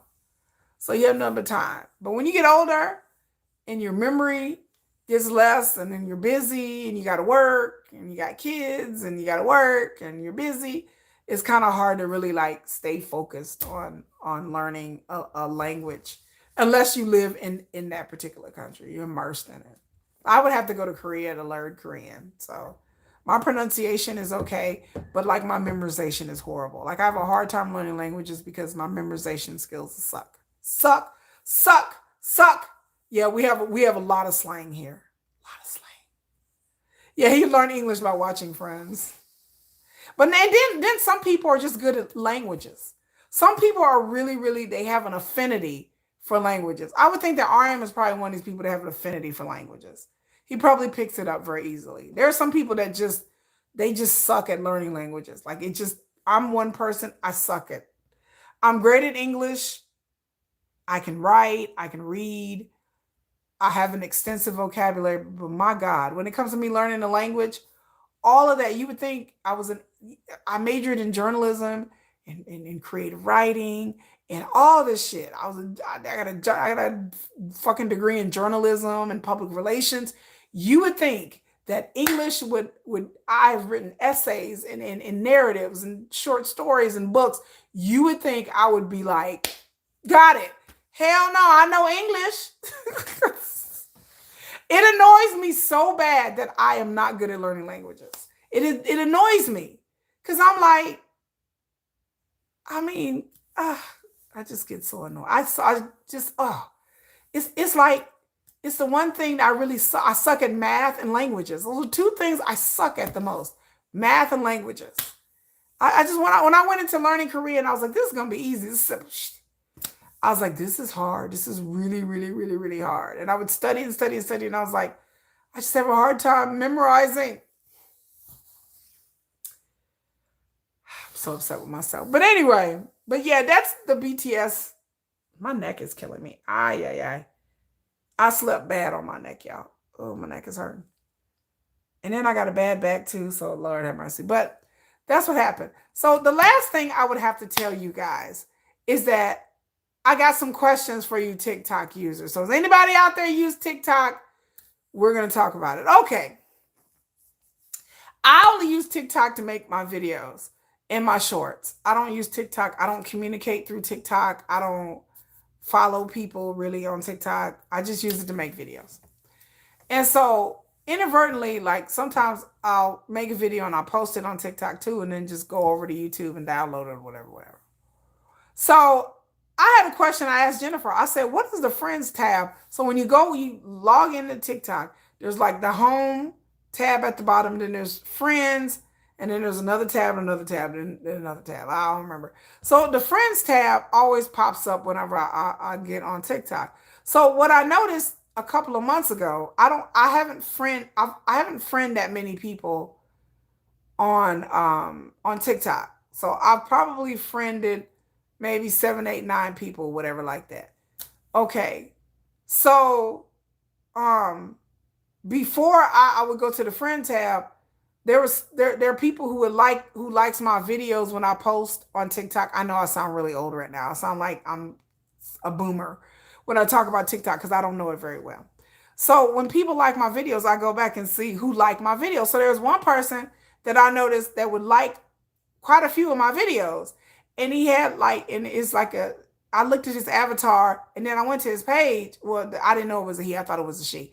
I went to this person's page and they have cutesy little videos of dogs and stuff. And I was like, oh, what cute little dogs. So sometimes I decide to follow back people, even though most of the people I follow back is people that I know, like real life people that I know, or other content creators, or people that I've talked like Jennifer, people I used to work with.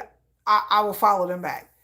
But this one person, he liked a lot of my videos and stuff, especially my BTS, especially my Blackpink stuff that I post throughout the months. And so I was like, I'm gonna follow this person back because they always liking my shit. So I figure I'll do them a solid, right? So this person videos would kind of inadvertently pop up. And then I looked and I hit the friends tab and their videos come up. And then I asked Jennifer, I said, what does the little friends tab mean? So does the friends tab mean that we are mutuals? So that's why I asked Jennifer. And Jennifer's like, I don't really know use TikTok like that either. So she went online and looked it up. So I need to verify. So the friends tab on TikTok doesn't mean that you're mutuals.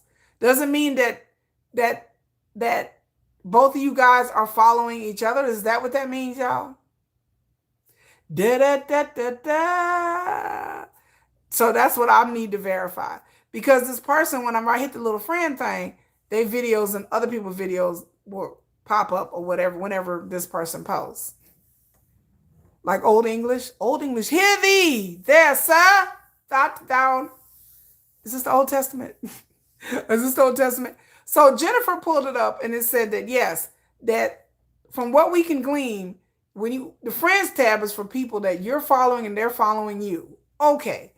So I see this person, their videos come up with their little dolls, blah, blah, blah, blah, blah. Then I looked at this person in username and I realized, oh, they have to accept your friendship request. Well, I sent the person a friendship request.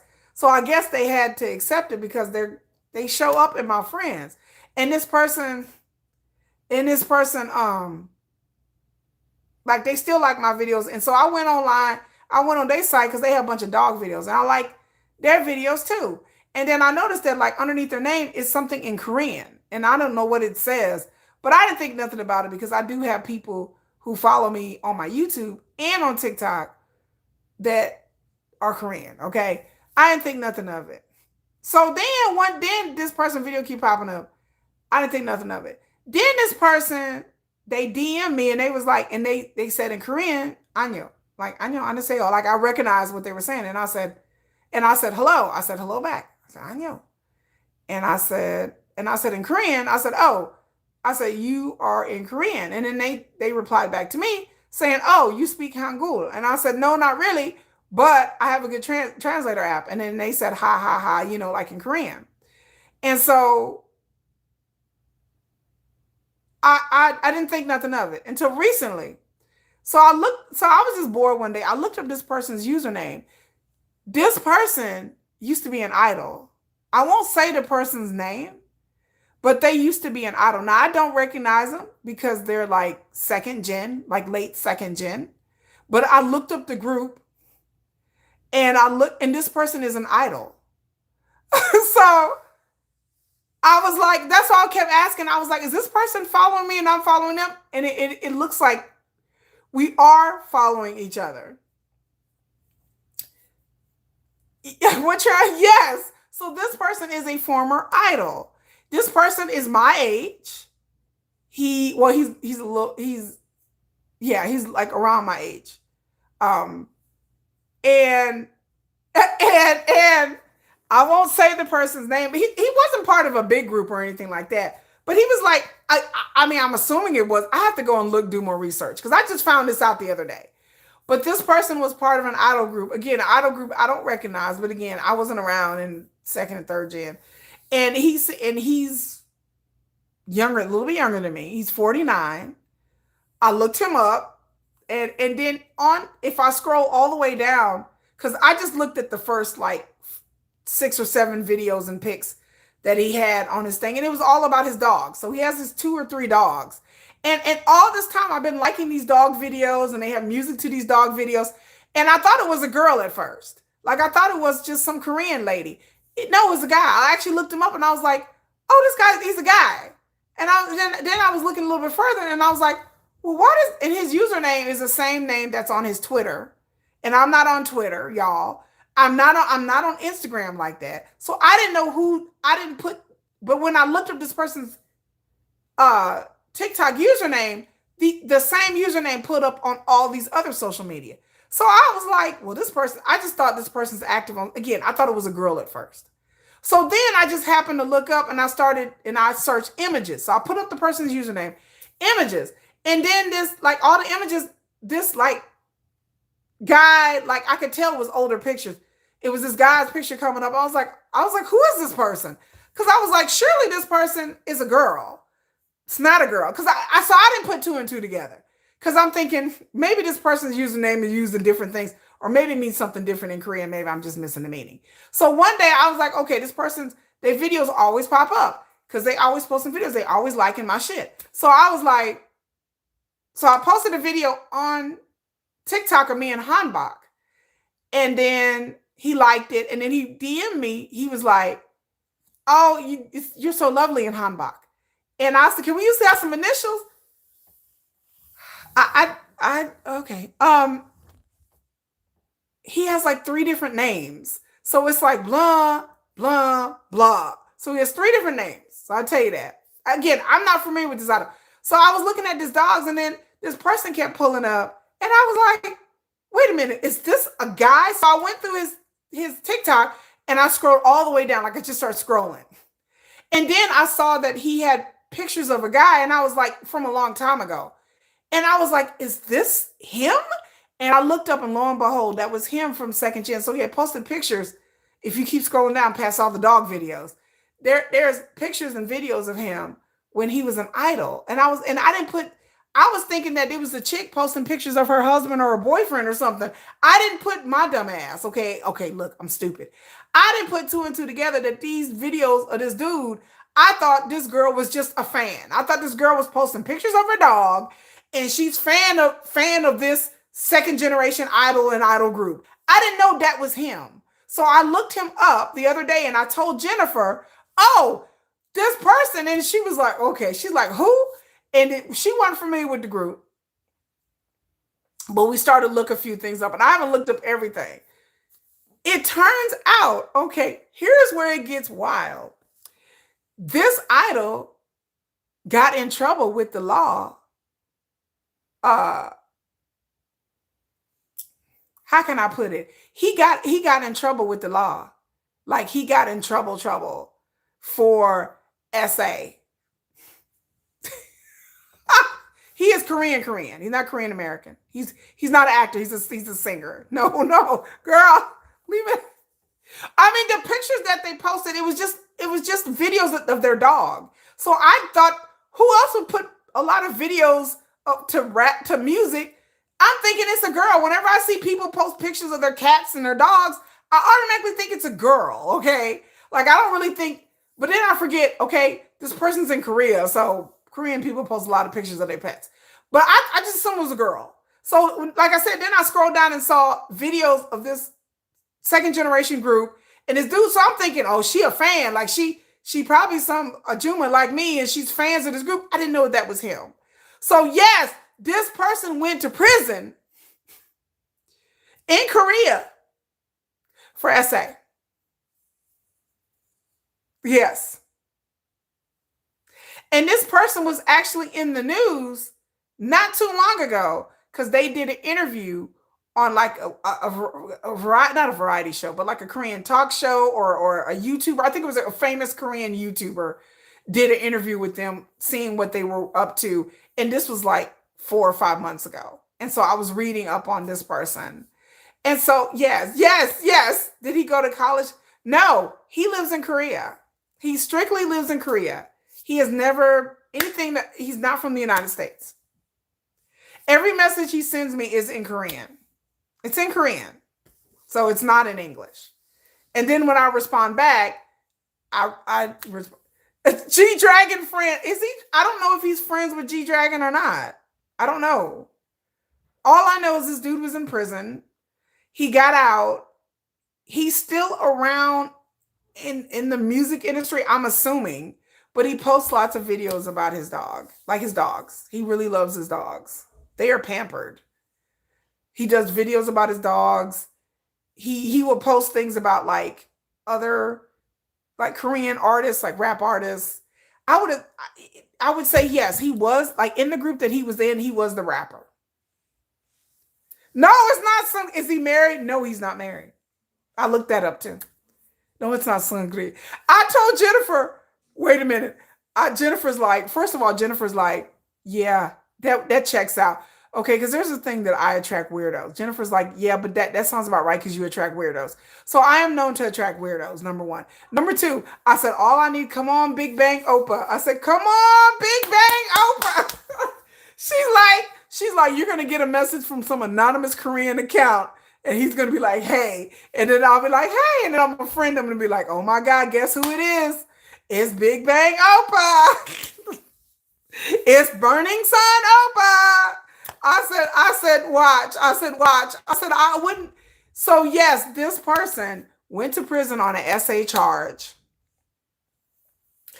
And I haven't looked up fully like what happened with the charges, like what fully happened, but I read that and was like, what the Jennifer's like, oh my God. But yes, he's still in and around the industry. I don't know who he's friends with. I'm sure some people, but he posts a lot of videos with him and his dogs. And yes, Moontail. No, it's not Moontail. No. Oh, really? I didn't hear about. I gotta look that up. Yeah, this person is definitely a second generation idol. Late second generation, early third. Not Burning Sun Open. No, not Sungri. No. Sungri would do an anonymous account. I could see him doing something anonymously. But no, this person, their account is not anonymous.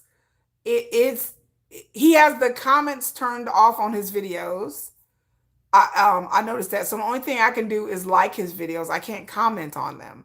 He has the comment section turned off on his videos. I haven't checked out his other social media accounts.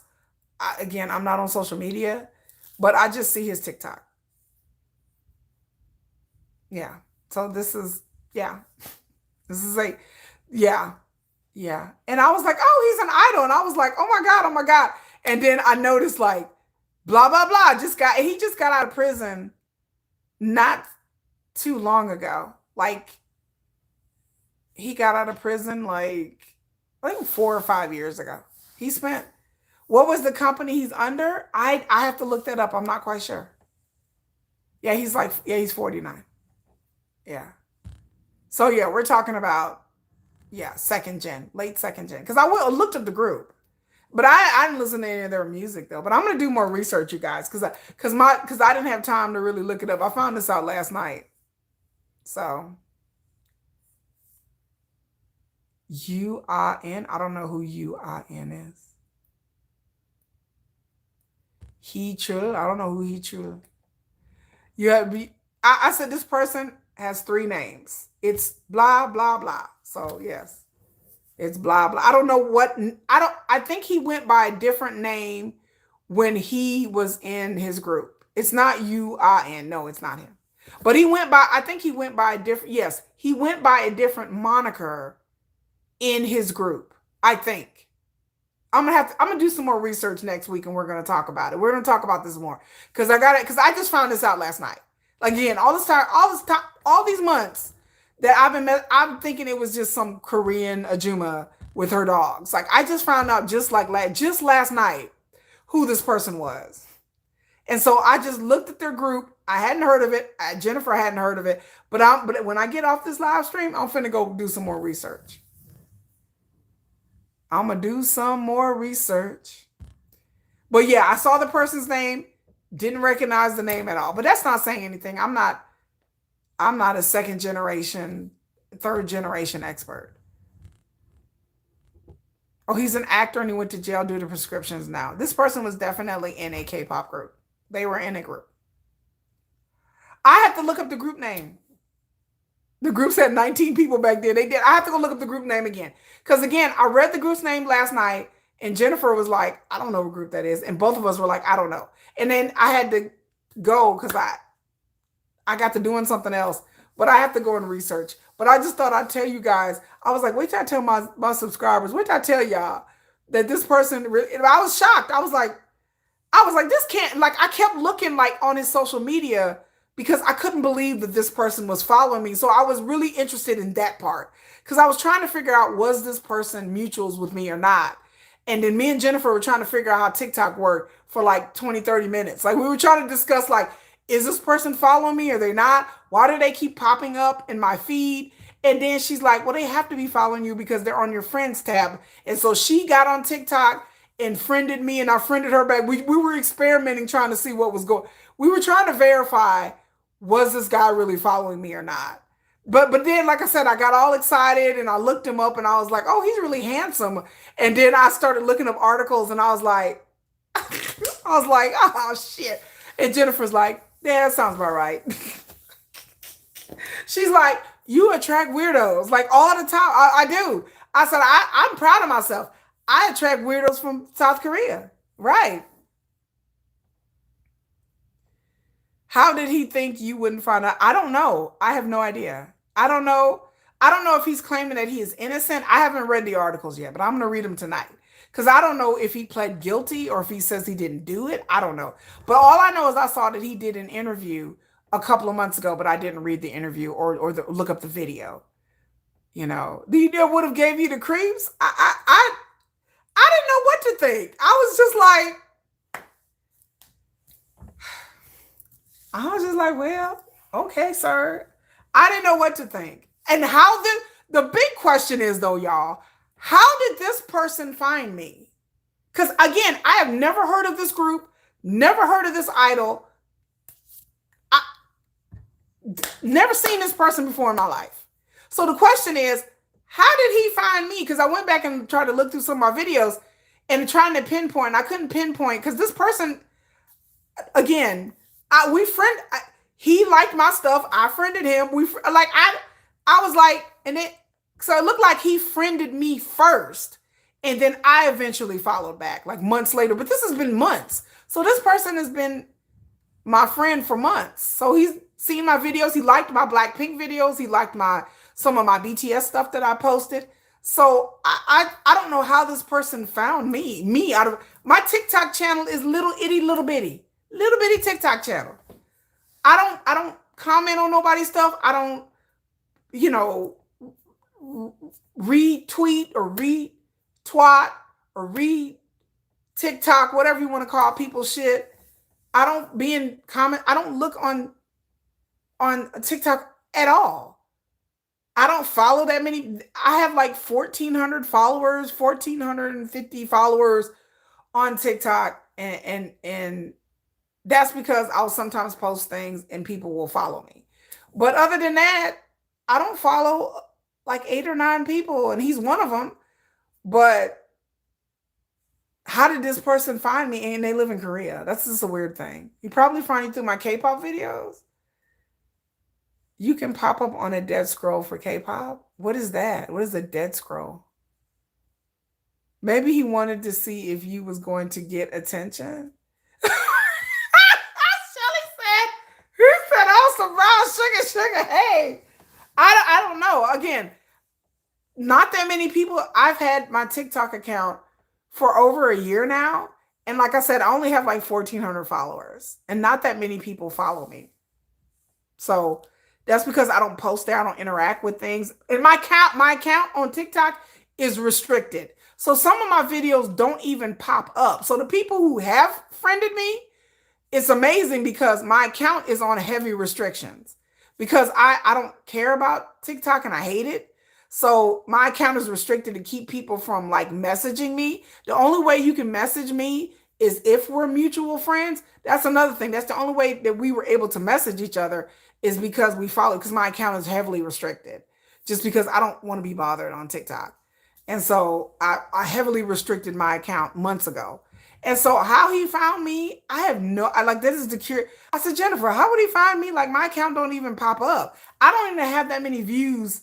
If you go to my TikTok account, you will see I don't even have that many views. So if you go to my TikTok account, it's Nomadic Kitty on TikTok, and you will see that I don't have that many views on my videos or anything. Like maybe 100 views, maybe. We late, what happened? Sean James said, what happened? I found out just yesterday that somebody followed me and I followed them back months ago, and I thought it was a girl. And I thought it, and they live in Korea and they're Korean. And they DM me and message me, not nothing crazy, just normal stuff. And I found out that this person who lives in Korea, I thought it was a girl. It's not a girl, it's a guy. And this person is a former second generation idol. And I had never heard of this group, never heard of the idol. And I haven't had a chance to really research it, but I did find out by searching this person's name that they went to prison for SA. So they are a convicted sex offender. What's a dead scroll? YouTube picks up your algorithm, so randomly pick up lives if you scroll on videos. Oh, is that how? I don't even know what that is. The only channels I go to on YouTube is through my subscription list. I don't ever like go through random channels. Right. That's why I said the only people I get is fakers who are like, someone sent me a message one time talking about, oh, I'm really RM. So I got tired of those kind of messages. That's why I put my TikTok on restricted because I got messages from people who are like, this is RM and this is my fake account. Follow me on WhatsApp or whatever. And I'm just like, look. And so I started reporting these people and blocking these people. So I just got tired of it and just restricted my account. That nobody can DM me unless we're following each other. And I don't follow people.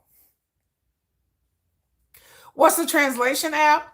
There is an app you can download. I have to pull it up, but there's an app that you can download. Because I've tried to use Google Translate and it's just okay. But there's an app. I have to go to it on my phone. I don't use it very often, but yeah. Or sometimes I use Kakao. Like Kakao has a translation feature, which is really good. I use Kakao.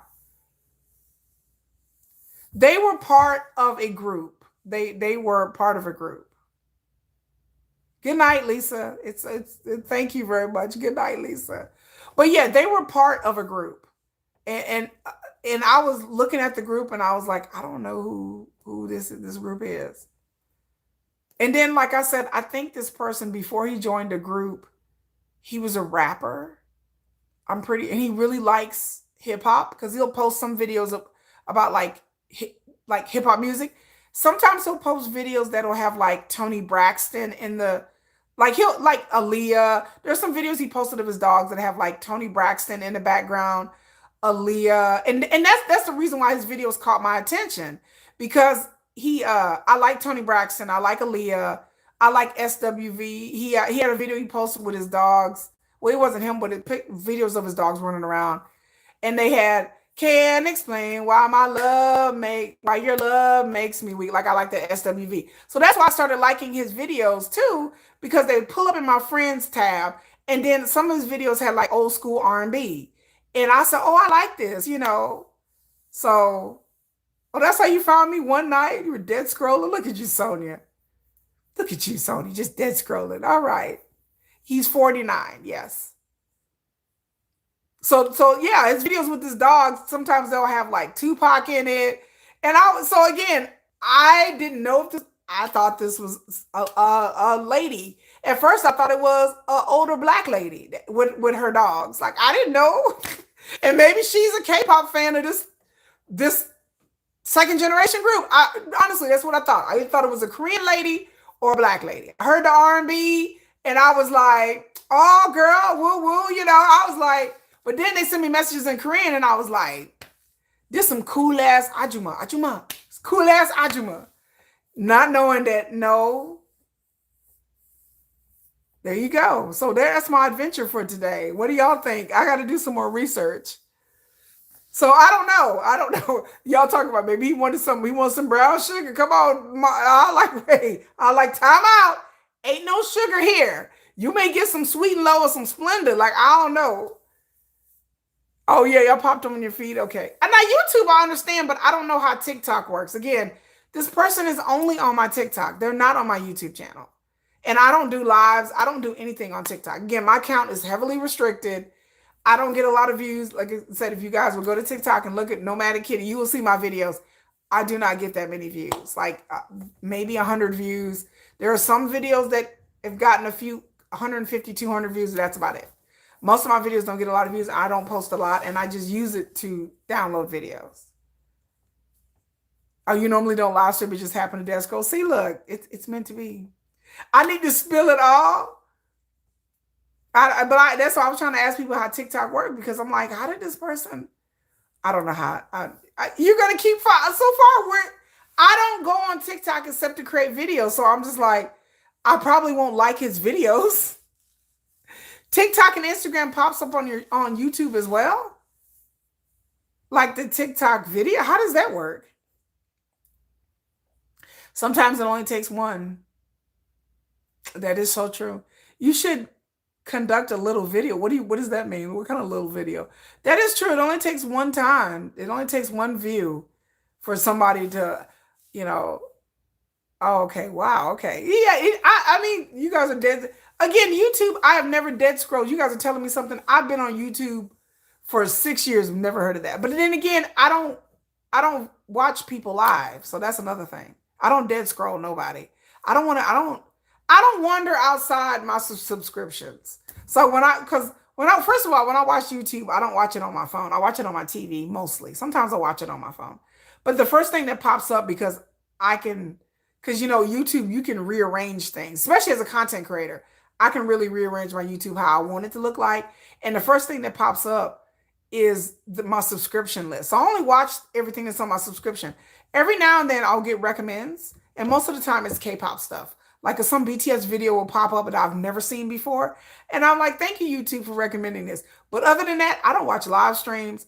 I don't watch rando people's channels. I don't go to the home tab. I go straight to the subscriptions. And sometimes it'll wander over the recommends and I may look at it.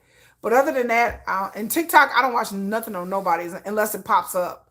But every time I go and like I told Jennifer, every time I go and click on my TikTok, his videos pop up. That's the first thing that pops up on my fucking TikTok. Like it's weird. Like I can open TikTok on my phone and his video will pop up. And he posts like every other day videos of his dog. But I know people that like will post, like Jennifer posted something we're just testing it out last night. And her video didn't pop up.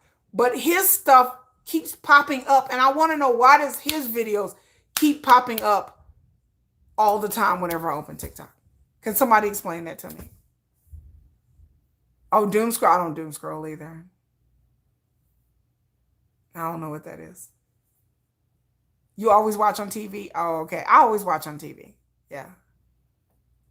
So who is this guy now? He, like I said, I think in his old group he went by a name. And now he's just, he has the same username on Instagram, on TikTok, and on Twitter. He has the same, and in all of his accounts, from what I could tell, because I don't have Twitter, I have Instagram. I tried to pull up his account, and his account is private. His account is private on TikTok too. Like you can't see anything unless you're friends with him. Now you want to know. I want to do an undercover interview with my. How am I going to do an interview with this man? First of all, he speaks Korean. Second of all, I mean, not saying it's not. It is possible to do an interview in Korean. I could write out some questions in Korean. He can answer me back, and I could read the interview. Like there's different ways we can do that. But how am I supposed to approach this man and be like, "Hey, say man, so would you like to do an interview on my chat?" Like I wouldn't, y'all. This is the same person that if I would meet Namjoon, I would probably run to the bathroom and vomit and fall on the ground and sit in the bathroom until he left. I am the same shot. This is not Dream Kiki, y'all. This is not Dream Warrior. We're the Dream Warriors. Okay, anyway, this is not Dream Warrior Kiki. This is real life me. Real life. Okay, this is not a fictional character. This is not Key and Yoongi. I am nothing like Key. She is a fiction. Somebody asked me the other day, the character that you write about in your Wattpad, is that you? I said, some of it is me, but most of that is not me. I am not as confident and well put together that bitch is. So this is me. This is shy, timid, scary ass me. Scary ass. How much alcohol do y'all want me to have? Alcohol poisoning? Do y'all want me to be catching Earl in the bathroom? Because it would take lots and lots of liquor for me to get to the point where I would ask this man anything. Now, since I know that he's a former K-pop idol, if he messages me, I am not going to message him back because I am scared shitless, okay? Before, when I thought he was some Korean or black Ajuma, I was all like, hey, nice dogs. Now I'm like, I ain't saying shit. I'm like, I'm scared. Besides the SA charges, besides that, but just period. Like, if anybody else famous messages me, you will not get a response from me because I am a chicken shit. Okay, I am terrified of it. I am scared of my own shadow. Like, boo. I'm like, oh my god. Like, had I known it was even a man, I wouldn't have messaged back. I'm thinking it was a woman. Like, if a man messages me, I'm running. I'm getting my safety pillow. I'm hugging my safety pillow, and I am singing One More Day. I'm humming.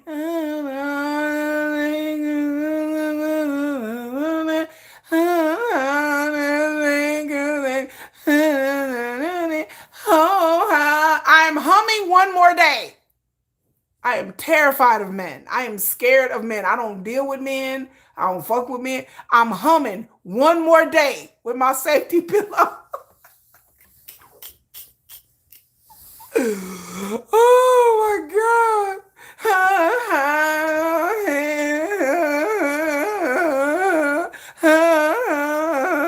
That's me. That's me. I like, had I known that was a man, I would have freaked out. I would have been like, I turned into like a 12-year-old girl. Oh my God, a man is messaging me. Oh my God. Oh my. I'm like, a man is messing. Like, I start sweating. Like, I start crying. I'm like, oh my God, a guy messaged me. What do I do? What do I do? Jennifer! Jennifer! Jennifer be like, just message him back. I don't, why? I'm like, no, I'm too freaked out. I can't. Like, that's my level of fear of the male species. Like, I'm scared of men. Men scare me. Men make me nervous. Men scare me. And I'm not used to dealing with them besides my son. That's the only male species I deal with is my son. So I can deal with him. He's my son.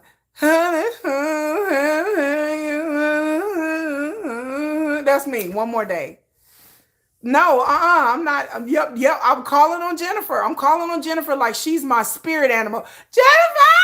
I feel like if I scream her name loud enough, she will come on the live stream and be like, "What, bitch? What do you want? I'm here. I heard you calling." Like, she lives like 25 minutes away. I feel like if I call her enough, she'll show up and be like, "What do you want? What do you want?" That's not sweat. Yeah, I will pass out. Like, I'm telling you, I don't deal with men. I don't have no evil up in this house. I have no evil up in this house. When men, I'm like, oh, you're I had somebody subscribe to my channel. They're like, I'm a guy. I'm like, what the fuck? You're a guy. I'm like, get the fuck out of here. Why are you a man up in my channel? I love all my, I tell you all the time that 21% of my subscribers are men. I don't know where these men are at. I don't know who these men are. I know literally 3 guys that subscribe to my channel. Like, I know that they're men. All the rest of these men, 21% are men. Like, I don't, y'all keep that shit over there. I'm like, I don't want no evil up in this house, okay? Like, men, I just be like, they be like, I'm a guy. I'm like, what the hell? You're a guy. Oh my God.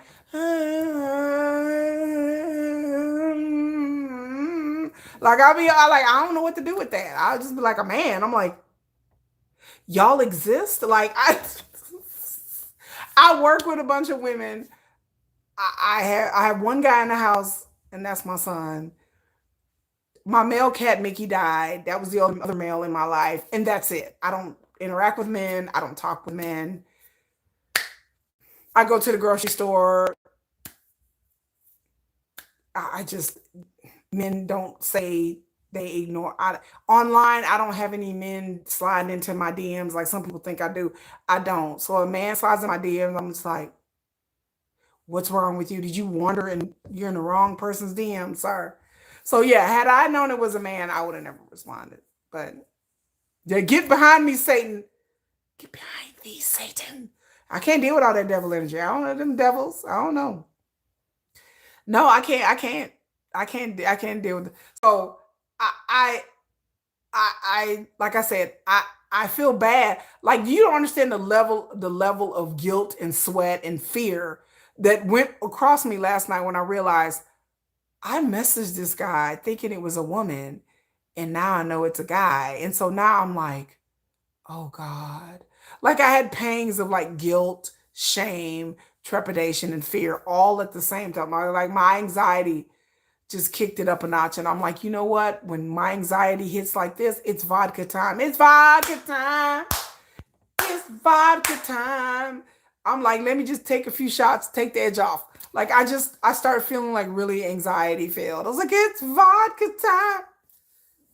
I need alcohol to go. Oh, ex-idol, you gonna pull your Sherlock's hat. See, I didn't get a chance to even pull on my Sherlock's hat because again, I found this out last night when I was about to go to bed. And I was like, I'm finna go to bed. He could be watching.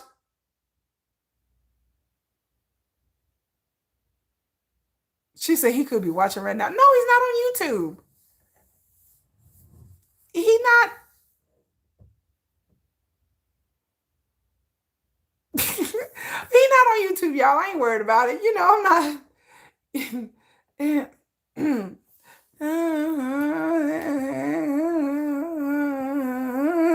I know he not on YouTube though, but you know, how do you know? No, I don't know. You're right. You're right. You guys are right. I don't, you know,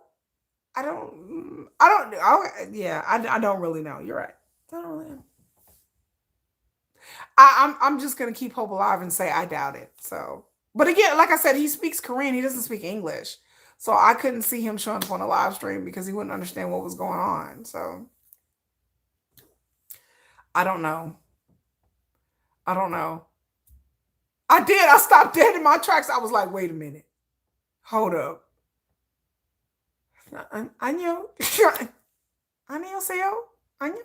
Like I didn't know what to say. So I don't know. I don't know. But like I said, there is another idol, another second generation idol that I think follows me on YouTube, and he does speak English. He's from he's either from America or Canada. He's from some or Australia. He's from some English speaking country. And I definitely won't say who that is because I don't know for sure. Like I don't know if this person, but I have a feeling this person does. Like not more than a feeling because I went back and researched it a little bit like a year ago.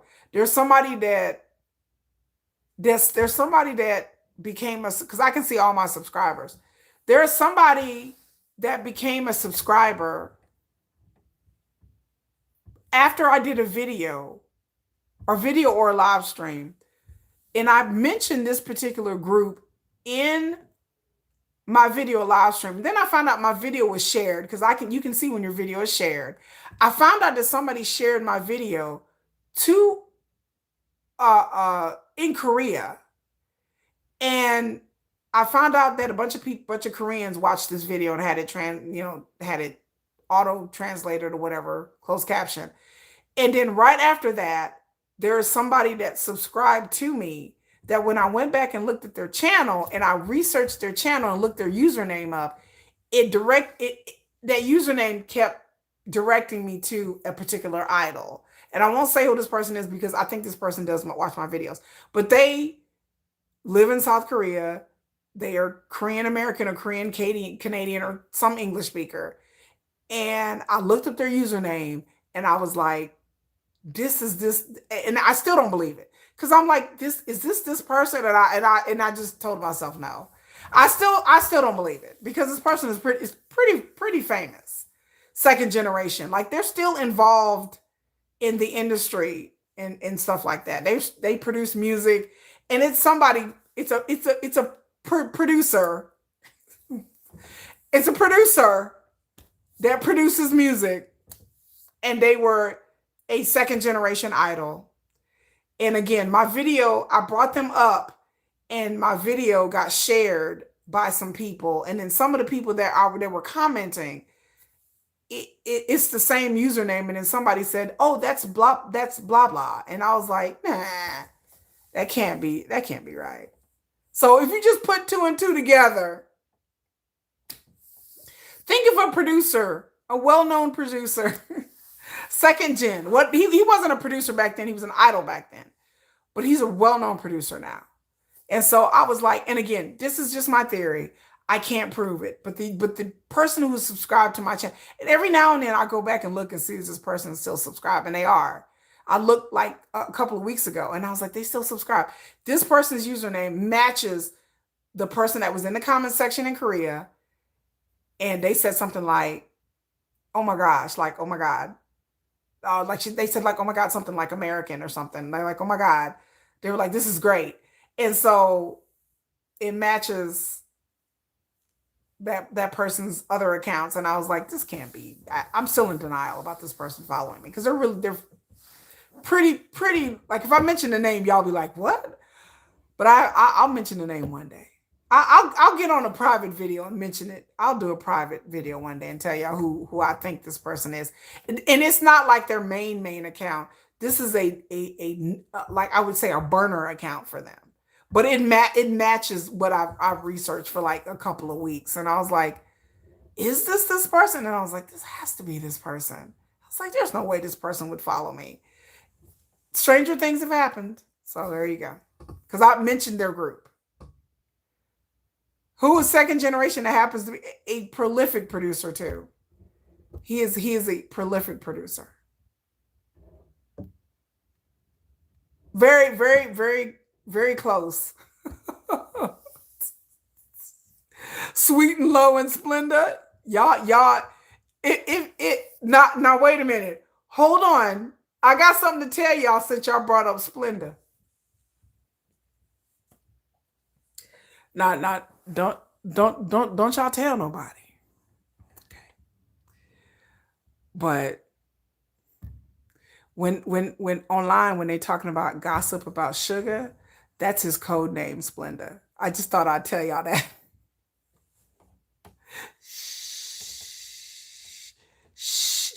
He's a music producer. He's both, actually. He's both. He is a rapper. Shh. Shh. Don't y'all be out here telling our secrets now. But yeah, if you're out here in these Korean spaces and you looking around gossip, that's what they call Sugar. They call him Splenda.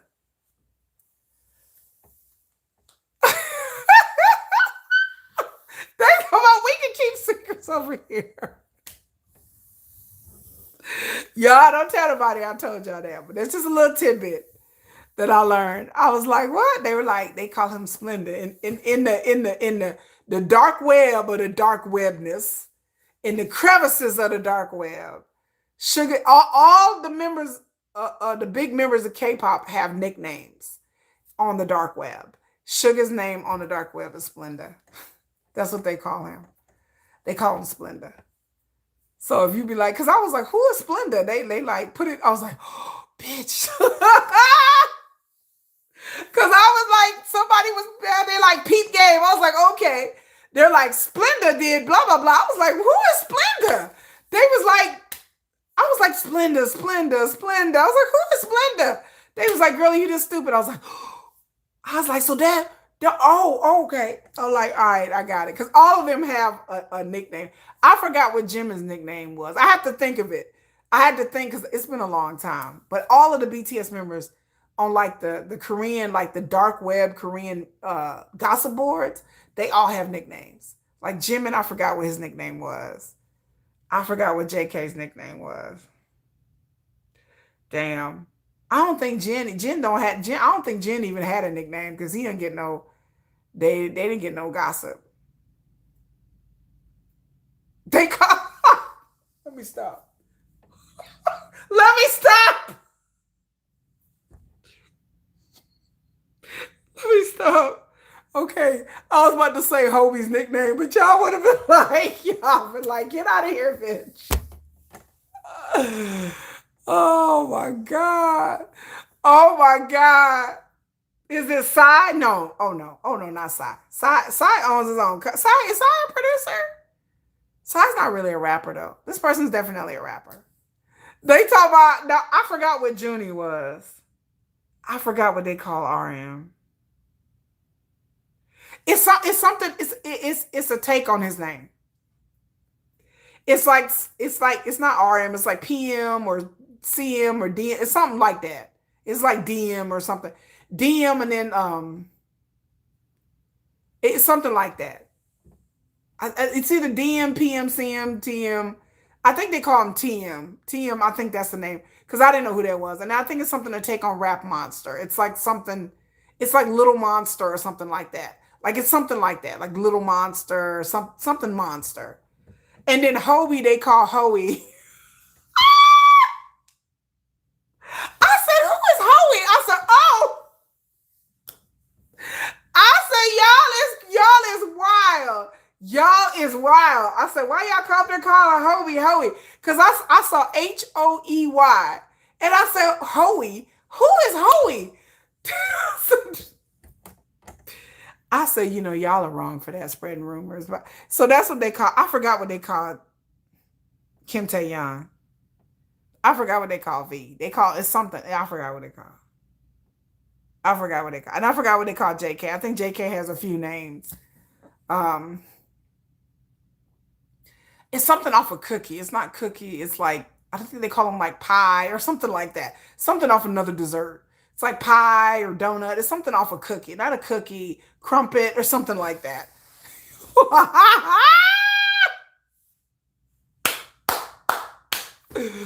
Oh, this is some sick. Oh, it must be late. I'm over here telling it, girl.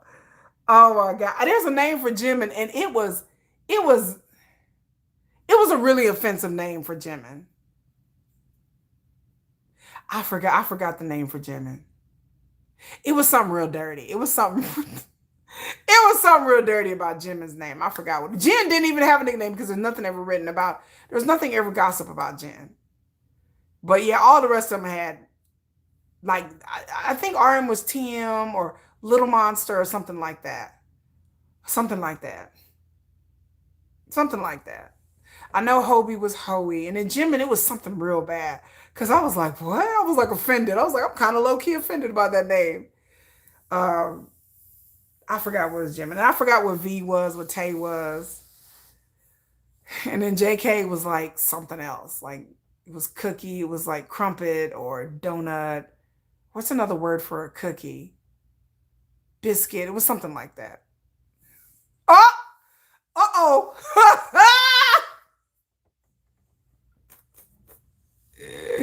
We got some good guessers up in here. Oh, look at y'all. Look at y'all. Look at y'all. Look at y'all. Look at y'all. All right, Sarah. Sarah, you might be right. Oh, look at you. TikTok opens several degrees of separation. You think TikTok opens several degrees of separation? I thought about that. I was like, I don't even know. Look at Sarah. Look at Sarah. Y'all are clever. Y'all are real clever. Yes, one more day is the safety song. Lord have mercy. Yes, one more day is the safety song, girl. That's my safety song. Y'all look at y'all. Look at y'all clever. Yeah, y'all are so clever. Very, very clever. Very clever. Mhm. So I like I said, I looked it up months ago just to see if I could put two and two together. And it's kind of like, okay, I think this person again, I don't know how this person started following. I have no idea. Now YouTube, I kind of understand because YouTube, I have like 3 million views on YouTube. So I can understand that. And some of my videos have went like semi-viral. Like one of my YouTube shorts is like 1 million views. And then I told y'all before that my short that has the most almost 1 million views, I was hearing from people were telling me that people had viewed like famous people had viewed this video and they were wondering like it had got to Korea where somebody had shared it. And that's the reason why the video blew up because it was shared in like army spaces in South Korea. And then somebody had showed somebody that worked at Hybe or something, and then they liked it, and so there's tons of likes on my most popular video. So I can see that because I've had some videos go semi-viral, like thousands, like hundreds of thousands of views. So Yeah, so we got one more night and one more day. That's my song. Oh, is he? I don't know anything about Zico. I don't know about him a lot. I just know that he was part of. I was doing a video and I was talking about Block B, and I was talking about how much I love the group, and I talked about him for quite a bit. I think in a video or a live stream, and then somebody shared it in South Korea, and somebody shared it to like kind of like a semi-private group when I mentioned Block B and how much I love them and how I wish they would that I could go see them in Korea. I love Block B. Her. And I was saying how much that I didn't. Zico's not my bias, but Pio is my bias in Block B. And I said Block B was one of the first groups I ever first K-pop groups that I liked. I liked them before I even liked BTS back in 2022. I liked TXT, and then I stumbled upon Block B, and I was like, oh, I like this group. And I remember me watching the video of Block B versus BTS and just floored at like how much talent BTS and Block B had. But I still wasn't curious about BTS. I was more interested in what Block B was doing. So I was a Block B. Oh, you got to go Tornado One. Okay, Marie Miller, bye, girl. Tornado One. Zico was your bias. He was not my bias. Pio is he's still my bias. Yeah, bye, Marie Miller. Go be safe, girl. Zico is 33. Yeah, he's not that. He's young. He's younger than me. Don't get. Here come I don't get flued out for the weekend. I'll be like, guess what, y'all? I'm going to Korea. Y'all be like, oh hell no, oh, bro. Like, I'm going to Korea. Like, here you go. Y'all be like, bye, Sonya. You like, girl.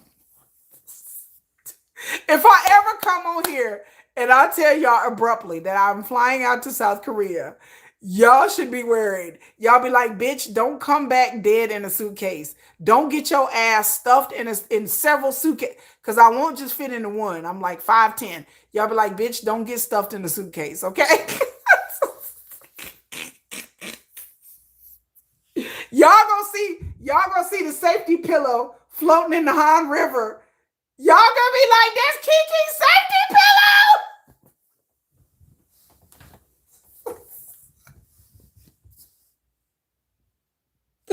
Y'all gonna be like, I know that safety pillow just floating, just safety pillow just floating, just floating. You're gonna be like, I know that safety pillow.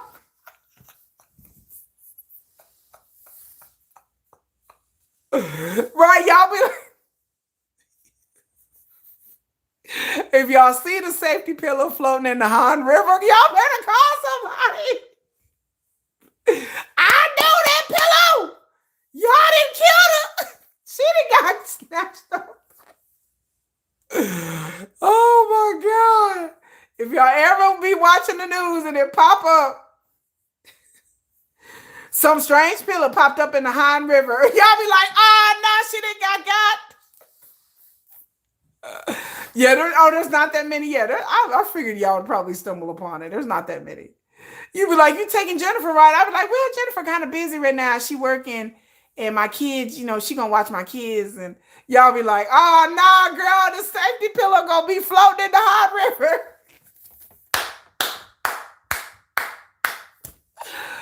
Oh my God. Oh no, we here to rescue Kiki. Where is she? They be like, who? What? They be like, we saw the pillow floating in the hot river. And she done disappeared. Y'all know that. Y'all be like, y'all don't hear from me. Y'all, the damn pillow be floating in the Han River. Y'all be like, oh hell nah. They be like, she didn't got done up. She didn't got done up. I know it. She didn't got done up. Y'all be like, I know it. I know it. Oh my God. Oh my God. Oh really? I didn't know. Oh, I gotta put this in. Have you considered the account was Cure are giving talk to me, I'm harmless vibe. I never thought about that. Could have been. I don't know. But I'm gonna do my research tonight, y'all. I'm finna get off this live stream. My phone's about to die. But I'm finna go get me something to drink. I'm finna go get me something to eat. I'm going to do more research. And then next week we're gonna talk about what I found out because I want to know exactly what charges uh that my secret person, what kind of charges he has. I just saw that he has SA charges, possibly with a minor. So yeah, it's pretty bad. So um yeah, so there you go. So I'm going to get off of here and I'm going to do my research because again, I am afraid of people who have any kind of SA charges, but especially SA charges uh possibly with a minor. So, that's alarming. So I really want to know the nitty-gritty and what happened. But anyway, y'all, I thank everybody for being here. Right, girl. Woof. I'll come back next week and I'm gonna figure some things out and then I'm gonna spill the tea and tell y'all what I found out about this particular person and see, does he plead his innocence? Is he really guilty? I don't know. But we're friends on TikTok, so hey, yeah. Anyway, y'all, that's about it, y'all. Whew, good night, y'all. It's hot in Texas. Good night. It's hot in Texas.